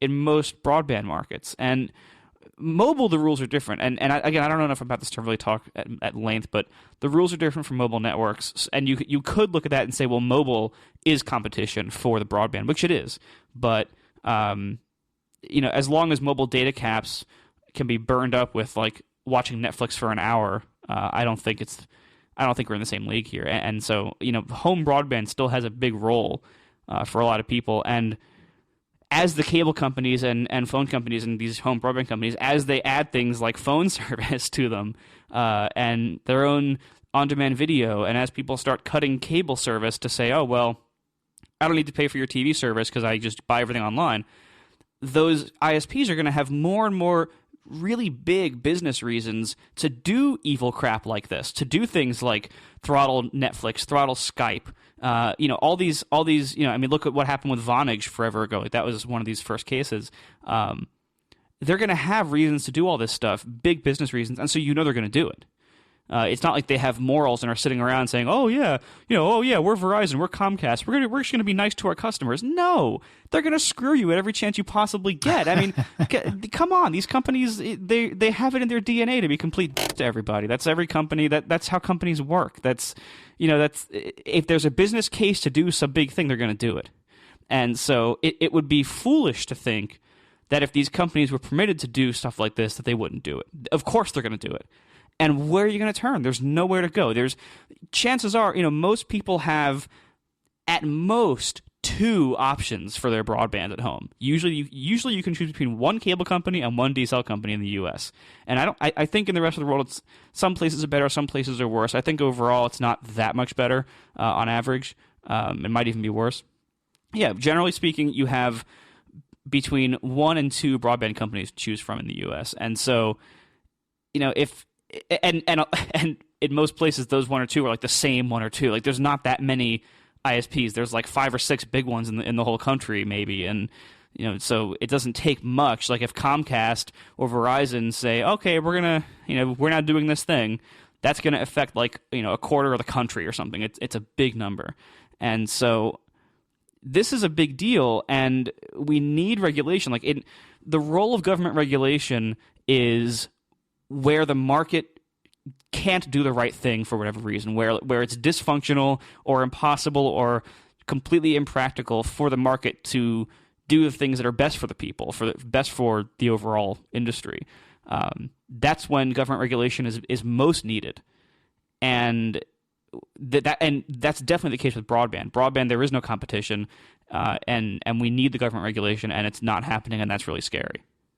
Yeah, the problem with net neutrality, and I've experienced this problem myself with trying to explain it to my mother, and for all the people who are going to complain that I always use my mother as an example, and that's insulting because who's to say that mothers don't know stuff about technology? I'm using my mother as an example in this case and in many other cases because she's the one of my parents who is most interested in and knowledgeable about technology. So she's the one who's actually willing to entertain the discussion with me about net neutrality, not because she's less competent. So let's get the mother as it's not a hypothetical. This is my actual mother, and I actually explain it to her, and that's the reason I explain it to her and not my father, because my father doesn't care, doesn't know about it, doesn't give a crap about this. Anyway, I try to explain net neutrality to her, and it's difficult. And that image that Casey was talking about, but it showed the big price sheet of like, so you want internet access? Well, for an extra $5 you get Netflix, for extra $10, and my impression was not that you get faster Netflix. It's like, oh, so you want Netflix with your internet? That'll be $5 extra. Oh, so you want to have HBO Go with it? That'll be $10 extra. Oh, you want to go on Facebook? That'll be $12 extra. And it's made to look just like it does when you buy cable now. You want cable TV? Okay, well, here's the base price. If you want ESPN, it'll be this price. And if you want HBO, it's part of our premium package. That's $12. It's like buying a BMW. You got to get the whole other package.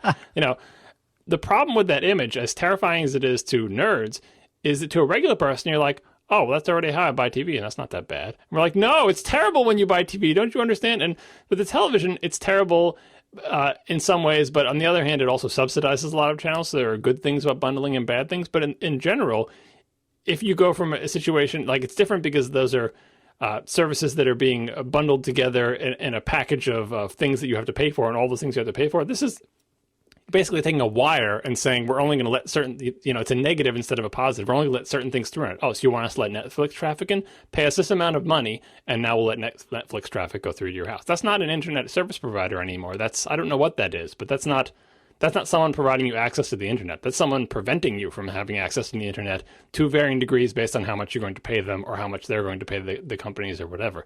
And the problem with that image, I think, is it looks too familiar to people, and it won't be terrifying to people because they won't realize the implications. And this is the difficulty I have trying to explain net neutrality to my mother or to anyone else, is that it's very difficult to impart on them, like the thing that we all know in our gut, that like this is the end of the internet as we know it. If you don't have an interconnected network of computers that can all talk to each other, but instead have an interconnected series of toll booths that you have to pay money for information to get from one person to the other, that defeats the entire purpose of the internet.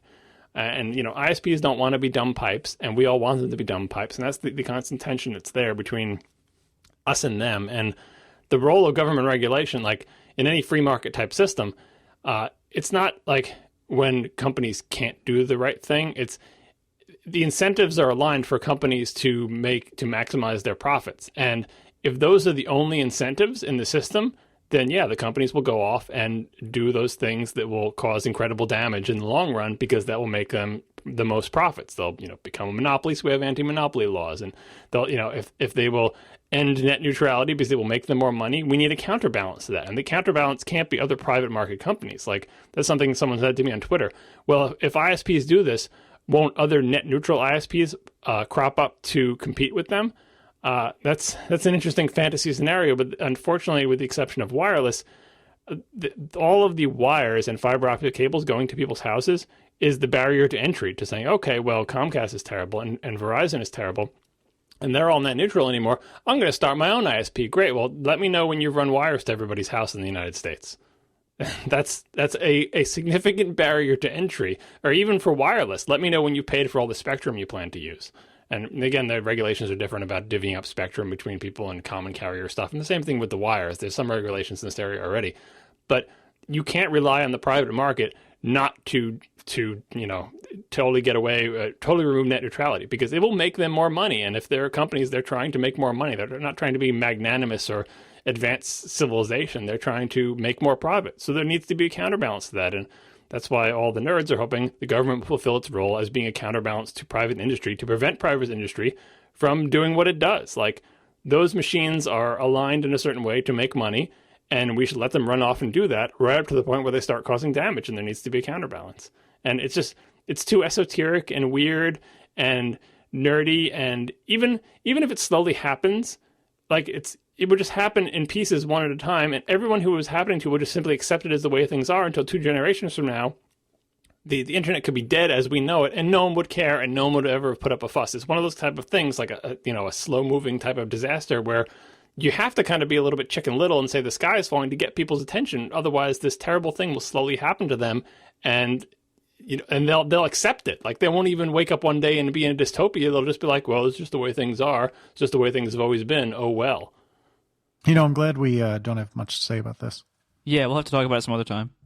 We weren't talking about the events. We're just talking about net neutrality in general as a concept. And I think is enough, instead of talking about what happened in this court case or how is the battle going for net neutrality, just the concept of net neutrality, the concept that one computer can talk to another computer and send data through it, and they all pay for internet access to get access to the internet, and it's undifferentiated, and the ones and zeros flow through the tubes. Like, that doesn't sound like much, but if you take that away and turn it into some crazy toll booth thing, it just destroys the whole endeavor. It destroys every part of it.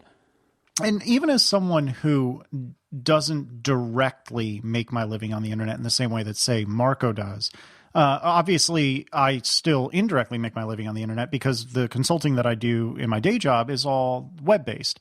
And even despite being slightly removed from all this, it absolutely scares me. It petrifies me, the thought of losing net neutrality. And net neutrality was the great equalizer that, there's no reason that Marco couldn't make a read later service, or that Marco and David couldn't make a new blogging engine, because they had the same right to the same pipes as everyone else did.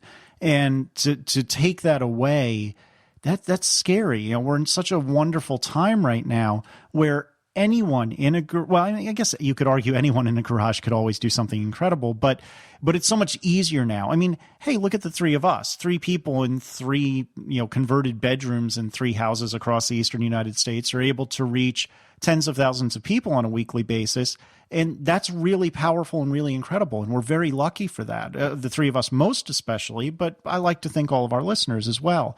And just like Marco alluded to earlier, imagine if we had to subsidize, the 3 of us had to subsidize getting our podcast to our listeners. You think ads are bad now? My goodness, the show would be 80% ads if that were the case. Right. Well, and the funny thing is, like, we already pay for that. Like, the cable companies and stuff wanting payments from, like, Verizon and or from, like, Google and Apple and Netflix, stuff like that.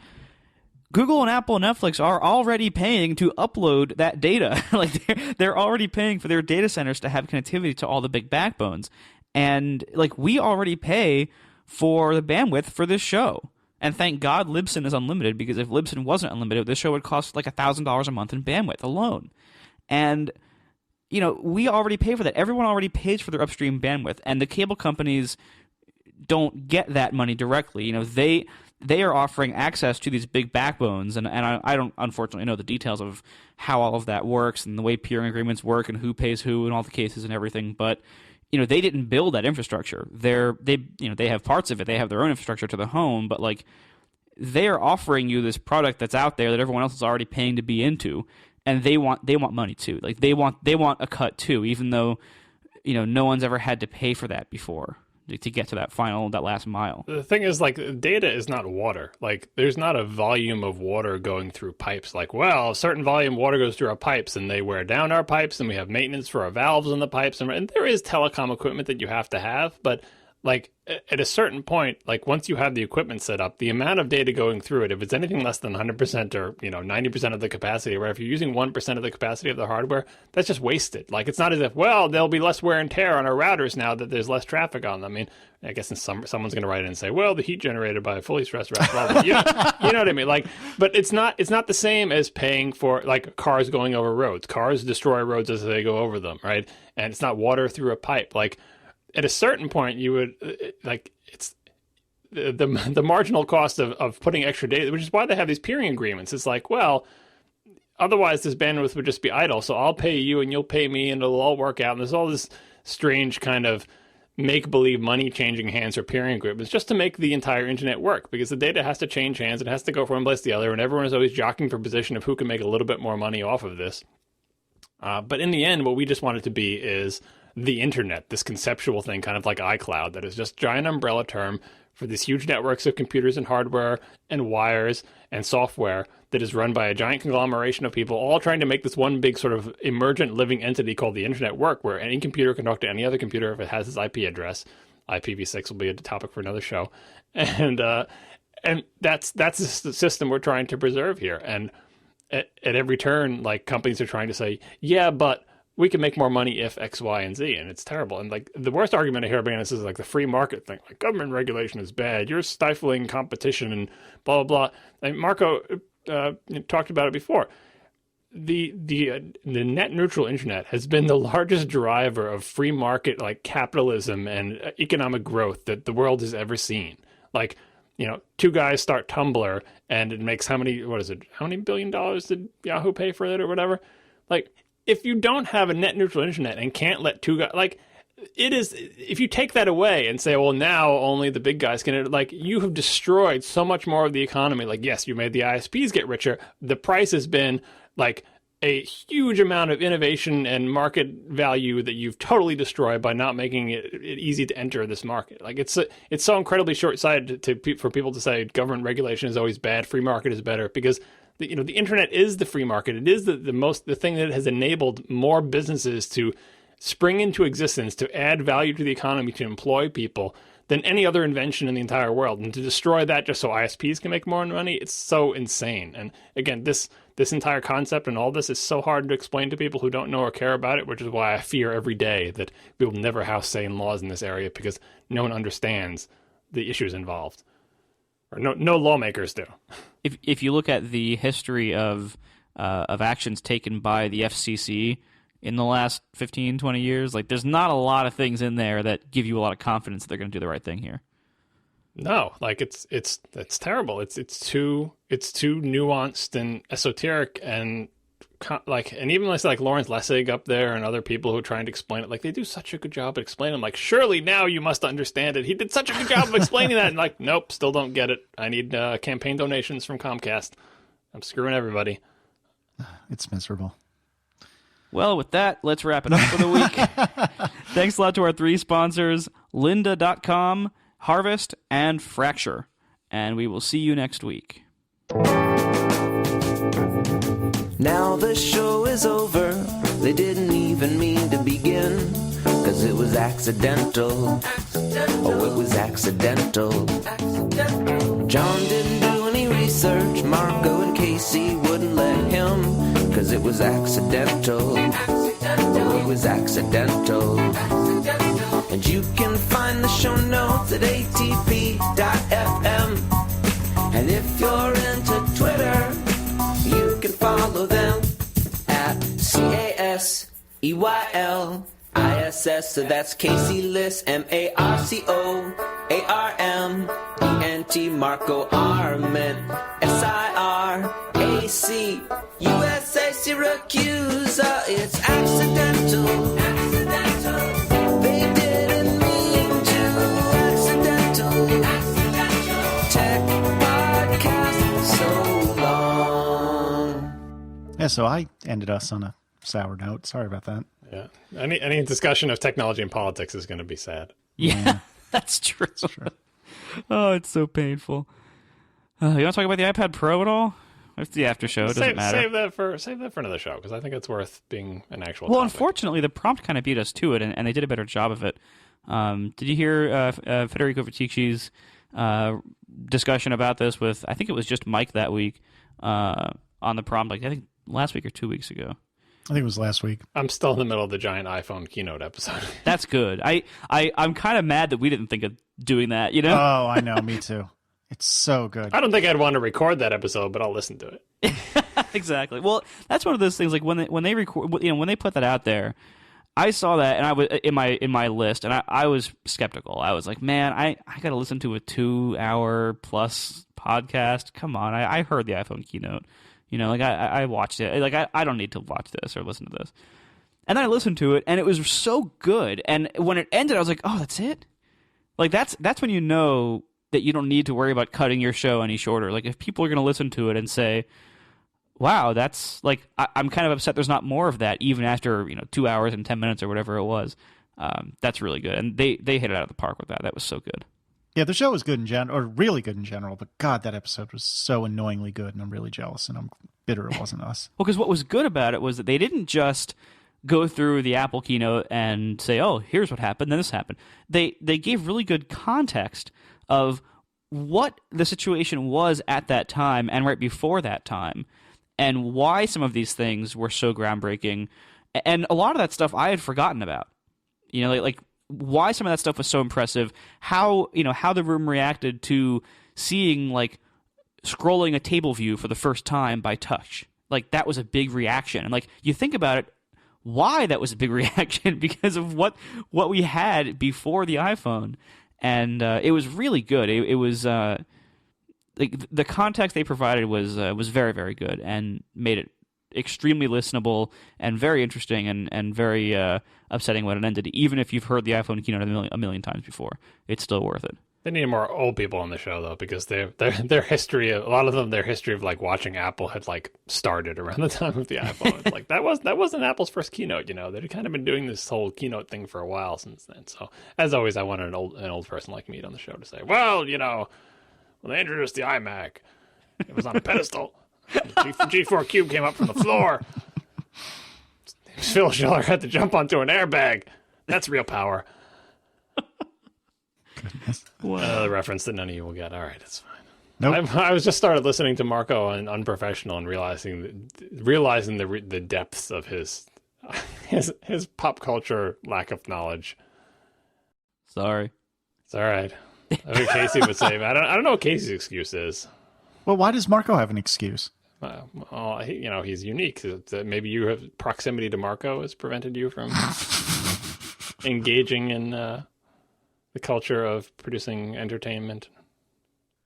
Yeah, I don't know. I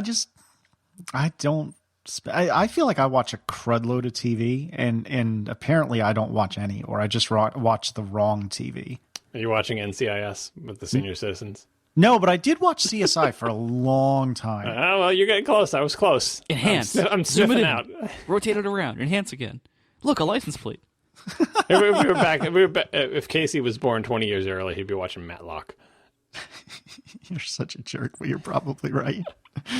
Going back a sec, so the reason I brought up the prompt and the iPad Pro, they had a good discussion last week where, Federico Viticci brought up the really good point, because he's like the iPad Pro. Like he is the iPad Pro user.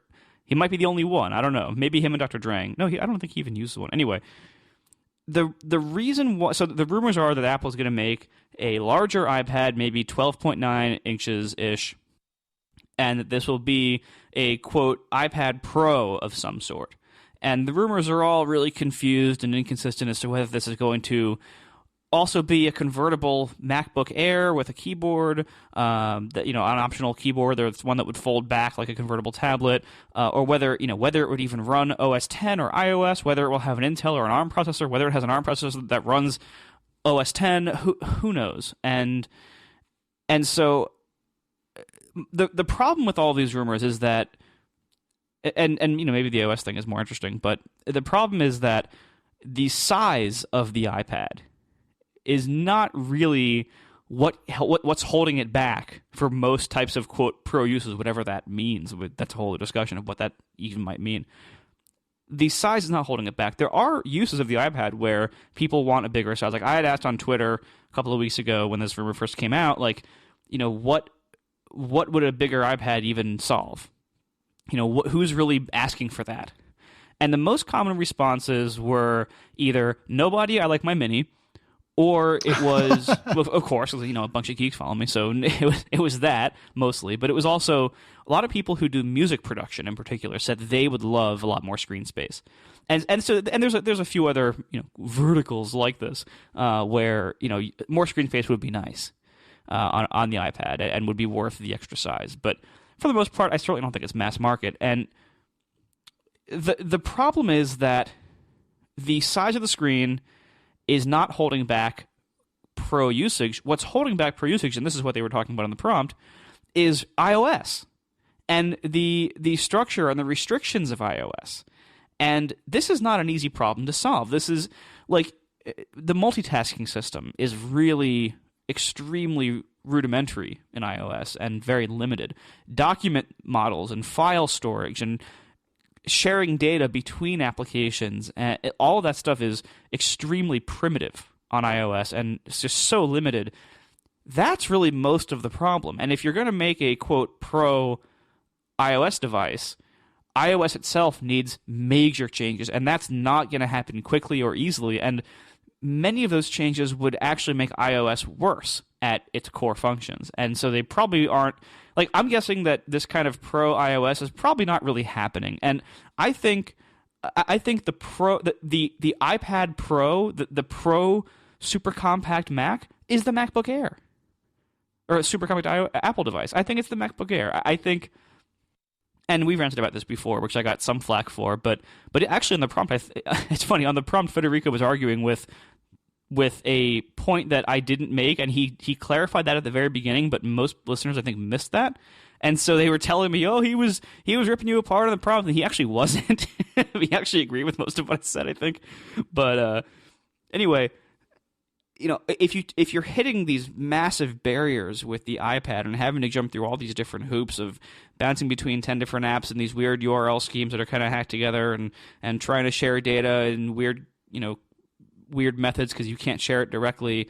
If you're jumping through all these hoops and doing all these weird hacks, maybe a Mac is really the better solution for you. And for pro work, if what you want to do does not fit comfortably in an iPad, an 11-inch MacBook Air is really not that much bigger, and it's not that much more money than a reasonably well-equipped iPad, and it would last longer probably. And it's just like I think the border is if you are needing to use a keyboard on the iPad frequently, like if you're buying a hardware keyboard and using it frequently, you're probably going to be better served by a Mac. See, I wanted to save this for a regular show, but no. Our topic list is so long. I knew this would be quick. I figured I'd burn it. I actually have a quick thing to say about it, because I think Al Simpsons did it again and say that I'm pretty sure I'm the first person who I recall. Like, I didn't hear anyone else say iPad Pro when I talked about it on a Hypercritical episode years ago. I don't remember how it came up, but I mentioned that I'm very interested in a larger, more powerful iPad. And I don't remember if I said iPad Pro. I probably did, because that's the obvious name for it. Years and years ago, basically as soon as the first iPad came out, well before there was a mini, I wanted a bigger, more powerful iPad, an iPad Pro. And I said, that's not going to happen anytime soon, but And Marco's question on Twitter reminded me of this, because he was like, who the hell's asking for a bigger iPad? Because Marco's old now and he had forgotten or not listened to that episode of Hypercritical where I'd asked for it. I'm asking for a bigger iPad Pro. And the reason and I'm also not a mini user, but anyway, the reason I keep thinking about an iPad Pro, and the reason I was thinking of an iPad Pro all those years ago and continue to, it's very simple. And it has nothing to do with these rumors, which, as many people point out, could just be, the new 12-inch MacBook Air form factor or whatever. You can't... I love screen size rumors. Like, Apple is ordering screens of X size, therefore, and then every product they could possibly fit that screen in it. Like it's the new Retina Mac Pro. They're going to put 7 of those screens together. Anyway, ignoring like that, why do we care about an iPad Pro? Why do I think this iPad Pro is a thing? And it's very, very simple. iOS is a better user experience than the Mac for most people. I think everyone would agree on that. Which probably means that iOS or something like iOS is the future of computing. And if iOS is the future of computing or something like it, that means that anything we can do on our Mac today, we'll want to do on something that's more like iOS in the future. And that will mean that iOS devices need to get bigger and more powerful. Yes, the hardware, yes, also the software. It's just a simple logical progression. You're going to want to do more stuff with iOS devices because iOS is the future. iOS devices are going to have to get both bigger and smaller, probably not much smaller than they are now. They're going to have to get bigger and more powerful. Someday, it's not all probably, but some of the things we do on our Mac that we can't do on iPads today, we will have to be able to do on iPads because they're the future. So they're going to have to get bigger. They're going to have to get more powerful. And yes, they're going to have to get more capable. And that's it. That's the calculus. You don't have to say they're going to come out now or this year or next year. Or they can't come out until software changes. Of course, all of that is true. But like all the things that iOS gets rid of that we don't like anymore, they're not coming back. There's not going to be a new device that comes out that's more complicated than the Mac. Like, it's the other direction, right? Now, the iOS is going to have to get more capable and hopefully not get as complicated as the Mac. Like, it's the whole continuum, iOS on one end and Mac on the other. Where do they meet in the middle and what happens? But that form factor, a tablet form factor, is going to become more capable. You're going to be able to do more stuff with it. So they have to have a bigger, more powerful one someday. I don't know when that day is, but I continue to wait for it. Because as soon as you see iOS, as soon as you see a tablet OS, you're like, well, I can barely do anything on this thing now. But I can imagine a future where I can do way more with this thing, and that way more is going to require a bigger screen and more power. And so that's my simple explanation for the iPad Pro, because it has to assume some of the mantle of the Mac eventually. It will assume some of the mantle of the Mac eventually, or it will just go away and be replaced by something different. But it has to, tablet form factor has to do that, and so it's going to get bigger. Yeah, but that doesn't. Well, nothing you just said implies a difference. So when I hear iPad Pro, what that indicates to me is that there's going to be a clear delineation between iPad regular and iPad Pro. Be that much larger screen size, which to me is a weak line, a dashed line, if you will, or much better processor, much more RAM, or a much bigger. It's got to have a bigger screen size, though. But see, I don't see why. Because one of the things that a Mac can do that iOS devices can't do is a bunch of stuff at once. And a bunch of stuff at once means the thing you're doing probably can't take up the entire screen. And if you're going to divide the screen up in any possible way, you need more screen. That's it. But iOS some of the beauty of iOS is not being able to do more than one thing at once. True, all true. Like, I'm not saying that's going to go away. I'm saying, well, you wouldn't want to divvy up. You would never, like, imagine divvying up an iPhone screen. Now you can have two iPhone apps side by. No, it's too small, right? And even a full-size current iPad screen, I don't think you want to divvy that up. But if you're going to be using a tablet device to, like, do development, like the new version of Xcode in 2027 only runs on iOS, right? You're going to want to see more than one thing at once. And you need more screen space to do that. It's the same reason we all have multiple windows on our Macs. Now, it's not going to be a multi-window interface. Like, that's too complicated, right? But it's a continuum. And if you want to do more stuff with iOS, you need to see more things at once. And it's not a smart idea to take existing screen sizes and chop them up. So I think it's inevitable that at a certain point you need more screen space to do. Otherwise, you're saying Macs are going to be around forever, and there's nothing you can do on a Mac today that you can't do on iOS that's ever going to jump ship to, like, well, previously you couldn't do that on iOS, but now you can. And previously you needed a Mac to do that, but now you can actually get away with it on iOS. We've already seen that happen in small degrees. Eventually, we're going to reach a point where you say, well, the only way we could ever do that on iOS is we need to be able to see more than one thing at once, and we can't do that on existing screen sizes, so we need a bigger screen. And a new OS and a new, paradigm for how we're doing that, whether it's the Windows 8 way with divvying it in half or, like, they got to come up with something like that, because the need to do more than one thing at once and see more than one thing at once is not going away. Well, but we've had, throughout computing history, we've always had specialty devices that could do less, that still had a place in the market, but they never took over. So things like game consoles are probably the best example of this, where you had, like, no one was ever saying eventually game consoles are going to be so good they're going to replace computers. No, you're forgetting the GUI again. It could do less than the command line, but it took over.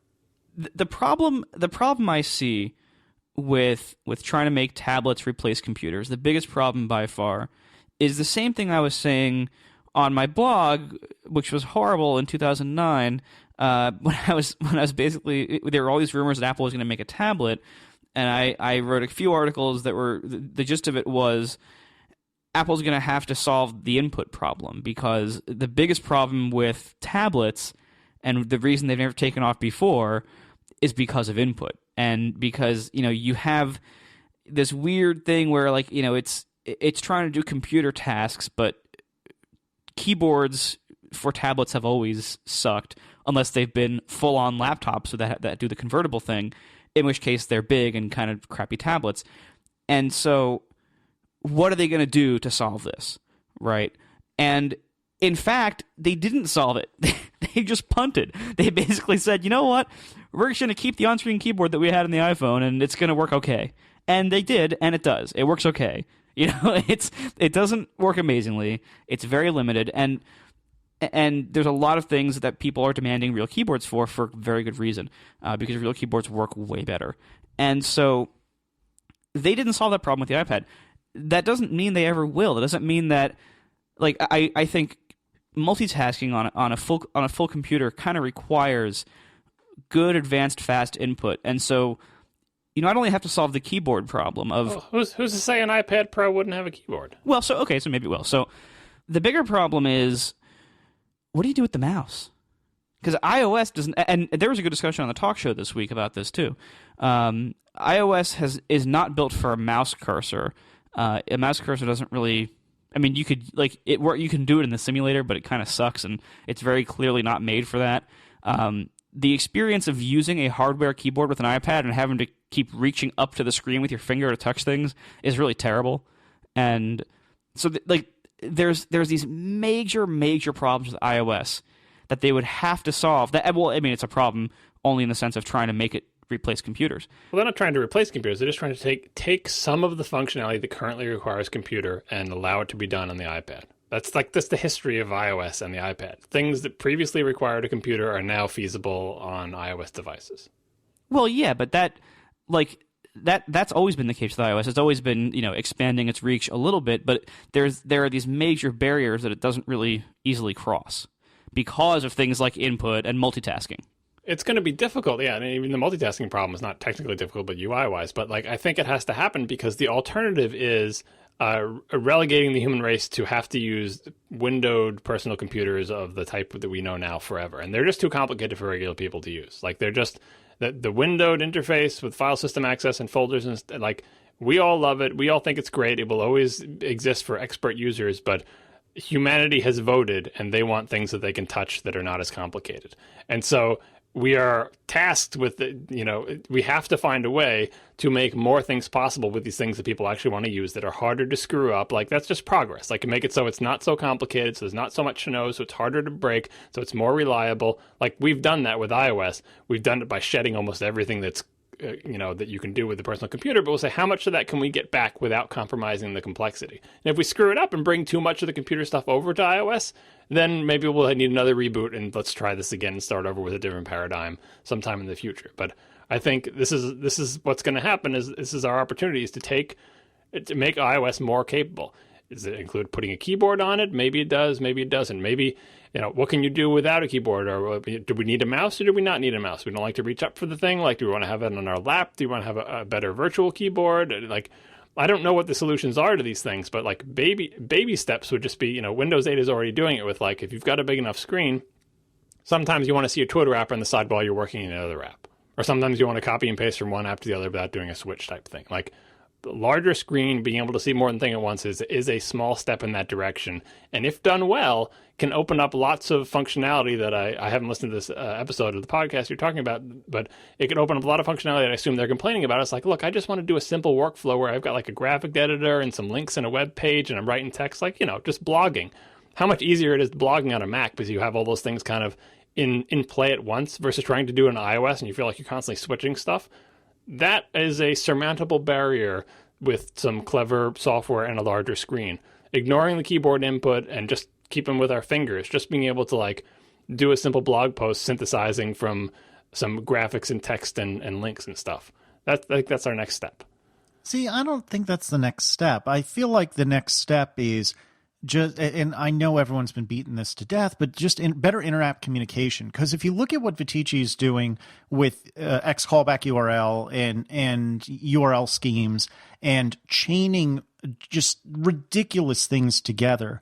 I feel like if that was less user hostile, and it will probably always be a power user sort of thing to do, but just a less user hostile way of doing things, like whatever Android does, or like Windows phones, contracts, whatever they're called. That's not the right word for it. I forget what it is now, but No, that was it. It's intense on Android, I think, and contract on Windows 8, right? oh, it is it? Okay. I think you're right now that you say that. It doesn't matter. You get the idea. I would love that on iOS. Right? And it would be so much nicer. But it would enable us to do a lot of things. Like if you're doing a blog post, yes, it would be in a perfect world nice to look at something that you're comment or writing a post about on the left-hand side of a landscape screen and your editor window on the right. But to be honest, using your 4 fingers on an iPad to shimmy back and forth between apps and do the fast app switching, that's sufficient. And I'd almost rather have the hurdle of swapping between apps to see something that I'm commenting on and then comment on it. And I'd rather do that than have some crazy scheme of having, I don't know, 2 iPhone apps side by side or something where the screen is split in half. It seems to me like that would be not fun. Well, we're talking about the same thing, because that's the plumbing that would have to underpin all this. The display issues are kind of neither here nor there, because again, the same ability to do more than one thing, like to have more balls in the air at once, would still also probably exist on the full-size iPad, even though they would probably never want to split that screen. Like, it's the plumbing that makes it work. It's just that when you have more screen space, like think of it this way. Remember people first got like 24-inch monitors or 21-inch monitors. The monitors, they were way bigger than they previously had. It was like, you'd had a 14-inch and all of a sudden you got a 21-inch. And you'd see the Windows users with their new 21-inch monitor be like, this is awesome, I have a gigantic monitor. And then they would take their notepad window and zoom it to full screen. And it would fill their entire screen. It would be like their text would be in a little column in the upper left, and the whole rest of it would be an expanse of white. And it's like, I think you're missing the advantage of having a larger monitor. It's not so you could take all your existing windows and make them huge, because, people would eventually learn, if wrapping wasn't on, that trying to read a line of text that's 2 feet wide is not comfortable. Like, there's a comfortable width for a column of text so your eyes, and then once you've made it narrow, what are you going to do with it? Oh, you can put something else in that space. Like, and that's why I'm getting back to iPad Pro. Not that it's what everyone's going to use instead of a PC, or not that everyone who has an iPad is going to get one. Just that there will exist this. It's kind of like the Mac Pro of the iPad line. There will exist a tablet-type device for artists, for graphic designers, maybe even for coders. If like you put a keyboard in front of it and Xcode, but like imagine an architect's drafting table with a keyboard in front of it, where it's all flat and you're not reaching up at a screen or whatever. Like, there are endeavors that you might be able to do where you're like, this is less complicated than a Mac and I can get all the same things done. And once you get a larger screen like that, you're going to be like, well, all the plumbing's there. I could do this with the 4-finger swipe or whatever, but I've got this gigantic screen that's like 19, 20 inches. And it's a beautiful touchscreen. I can do these amazing things with it and everything.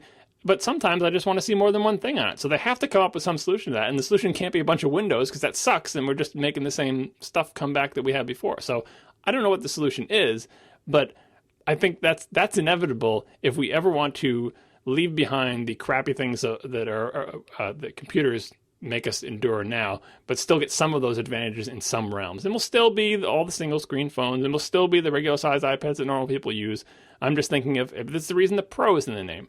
The iPad Pro, used by 3D, modelers, graphic designers, people doing page layout, if pages still exist anywhere, maybe people doing web development, maybe even people working in Xcode doing iOS devices. Hell, maybe you could have one of the other windows could be your simulator while you do real-time updates in Xcode, and it recompiles your stuff in real time, and you watch the changes take effect in real time on the other thing. It's like you had a dynamic programming language, but not really.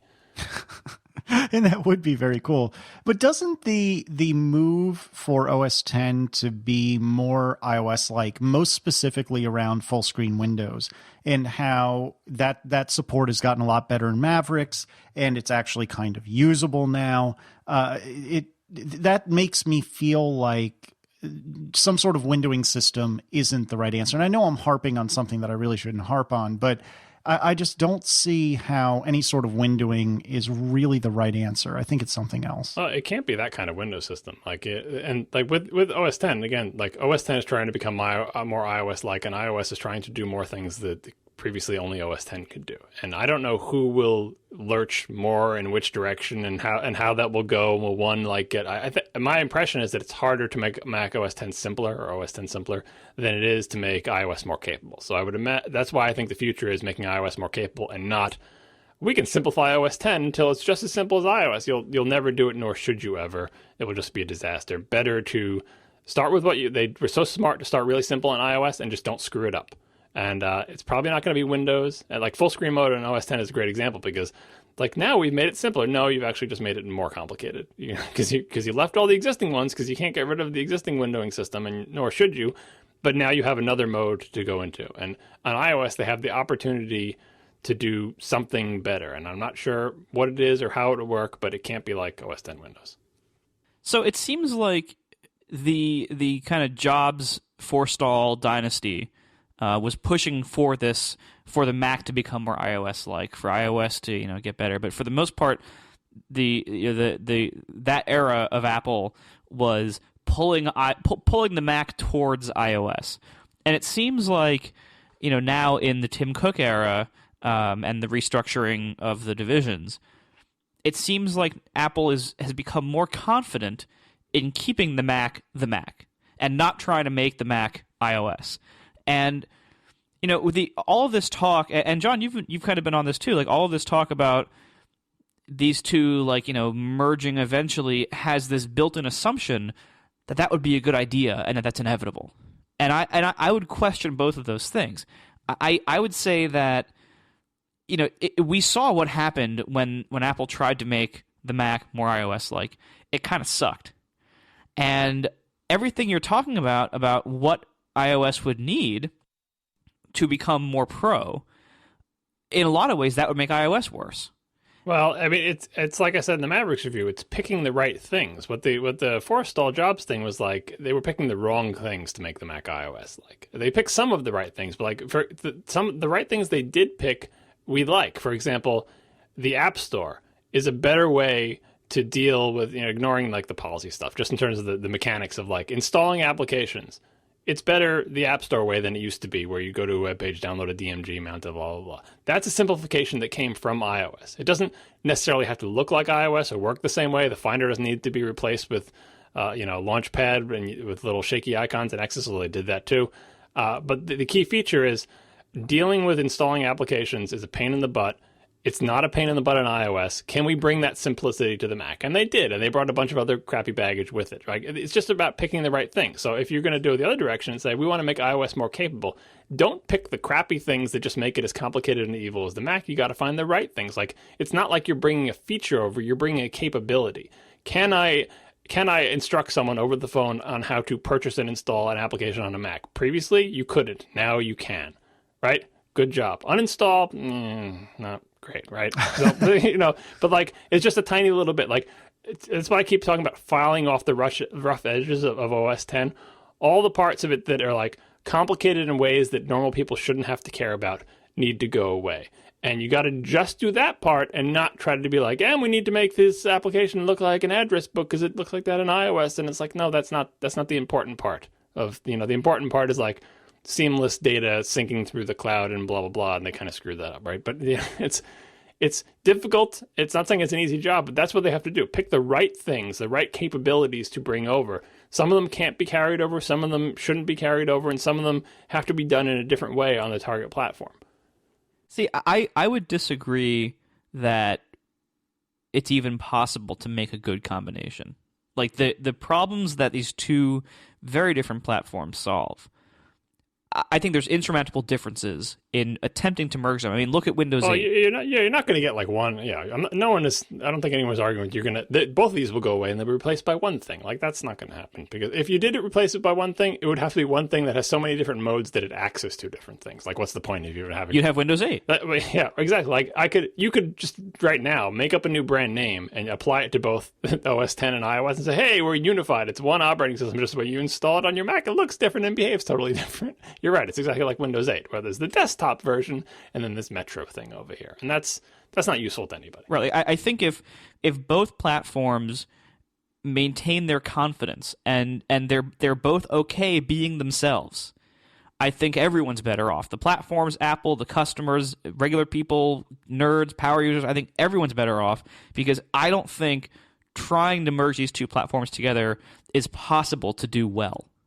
Yeah, but I think it's the thing that they're doing now of making the Mac simpler and making iOS more capable is the right thing to do. Carefully, cautiously, in the right ways. They've already had false starts. Sometimes they tried to make the Mac simpler in ways that were not appropriate. I mean, and the jury's still out on a lot of them, like autosave and stuff. Like, kind of the right idea, kind of not the best implementation, but like in general, I agree with that motivation. And with iOS, adding multitasking, like thumbs up, right? The multitasking switcher was not great. It's a little bit better in iOS 7, right? Like, they're doing it in little bits and with some dead ends and like copy and paste was a good addition, right? Let's make iOS more capable. Kind of, you did that right, but that was something you needed. Like baby steps, sometimes dead ends, retreat, figure out what you did wrong, try again. And the big reset with iOS 7 is another opportunity. And I fully expect if and when they come out with something like an iPad Pro and try to enhance iOS to make it a worthwhile product, they'll screw up something about it. They'll make it more complicated than it should be. They'll have to, like the multitasking switcher. It's like, that wasn't a great multitasking switcher, and it's gone now, and I don't think many people miss it. But the idea that you would want to switch applications and that some of them could be running, or background apps, like, that concept was good. They just had to figure out the right time to do it, the best way to do it. Maybe the current implementation is not great, but like, they're going in the right direction in small pieces, and I look down the line at that, and you're right. I never see one OS going on everything because it doesn't make any sense. It would have to be such an incredibly capable OS to scale from a phone up to a PC. It doesn't make any sense probably in our lifetime. But these two products should evolve to adopt each other's benefits to the degree that it's possible and appropriate. Are we actually done now? Never. Marco wanted to put this topic in this show. It's all Marco's fault. God, he's so mean to us. Well, you just wait until I talk about AV receivers. How about software methodologies? When are we doing that? Let's start now. Why not? Did you guys Google the fireworks factory? No, you probably didn't. What in the hell are you talking about? Oh, never mind. Oh, you're making another Simpsons reference? Yes. Oh.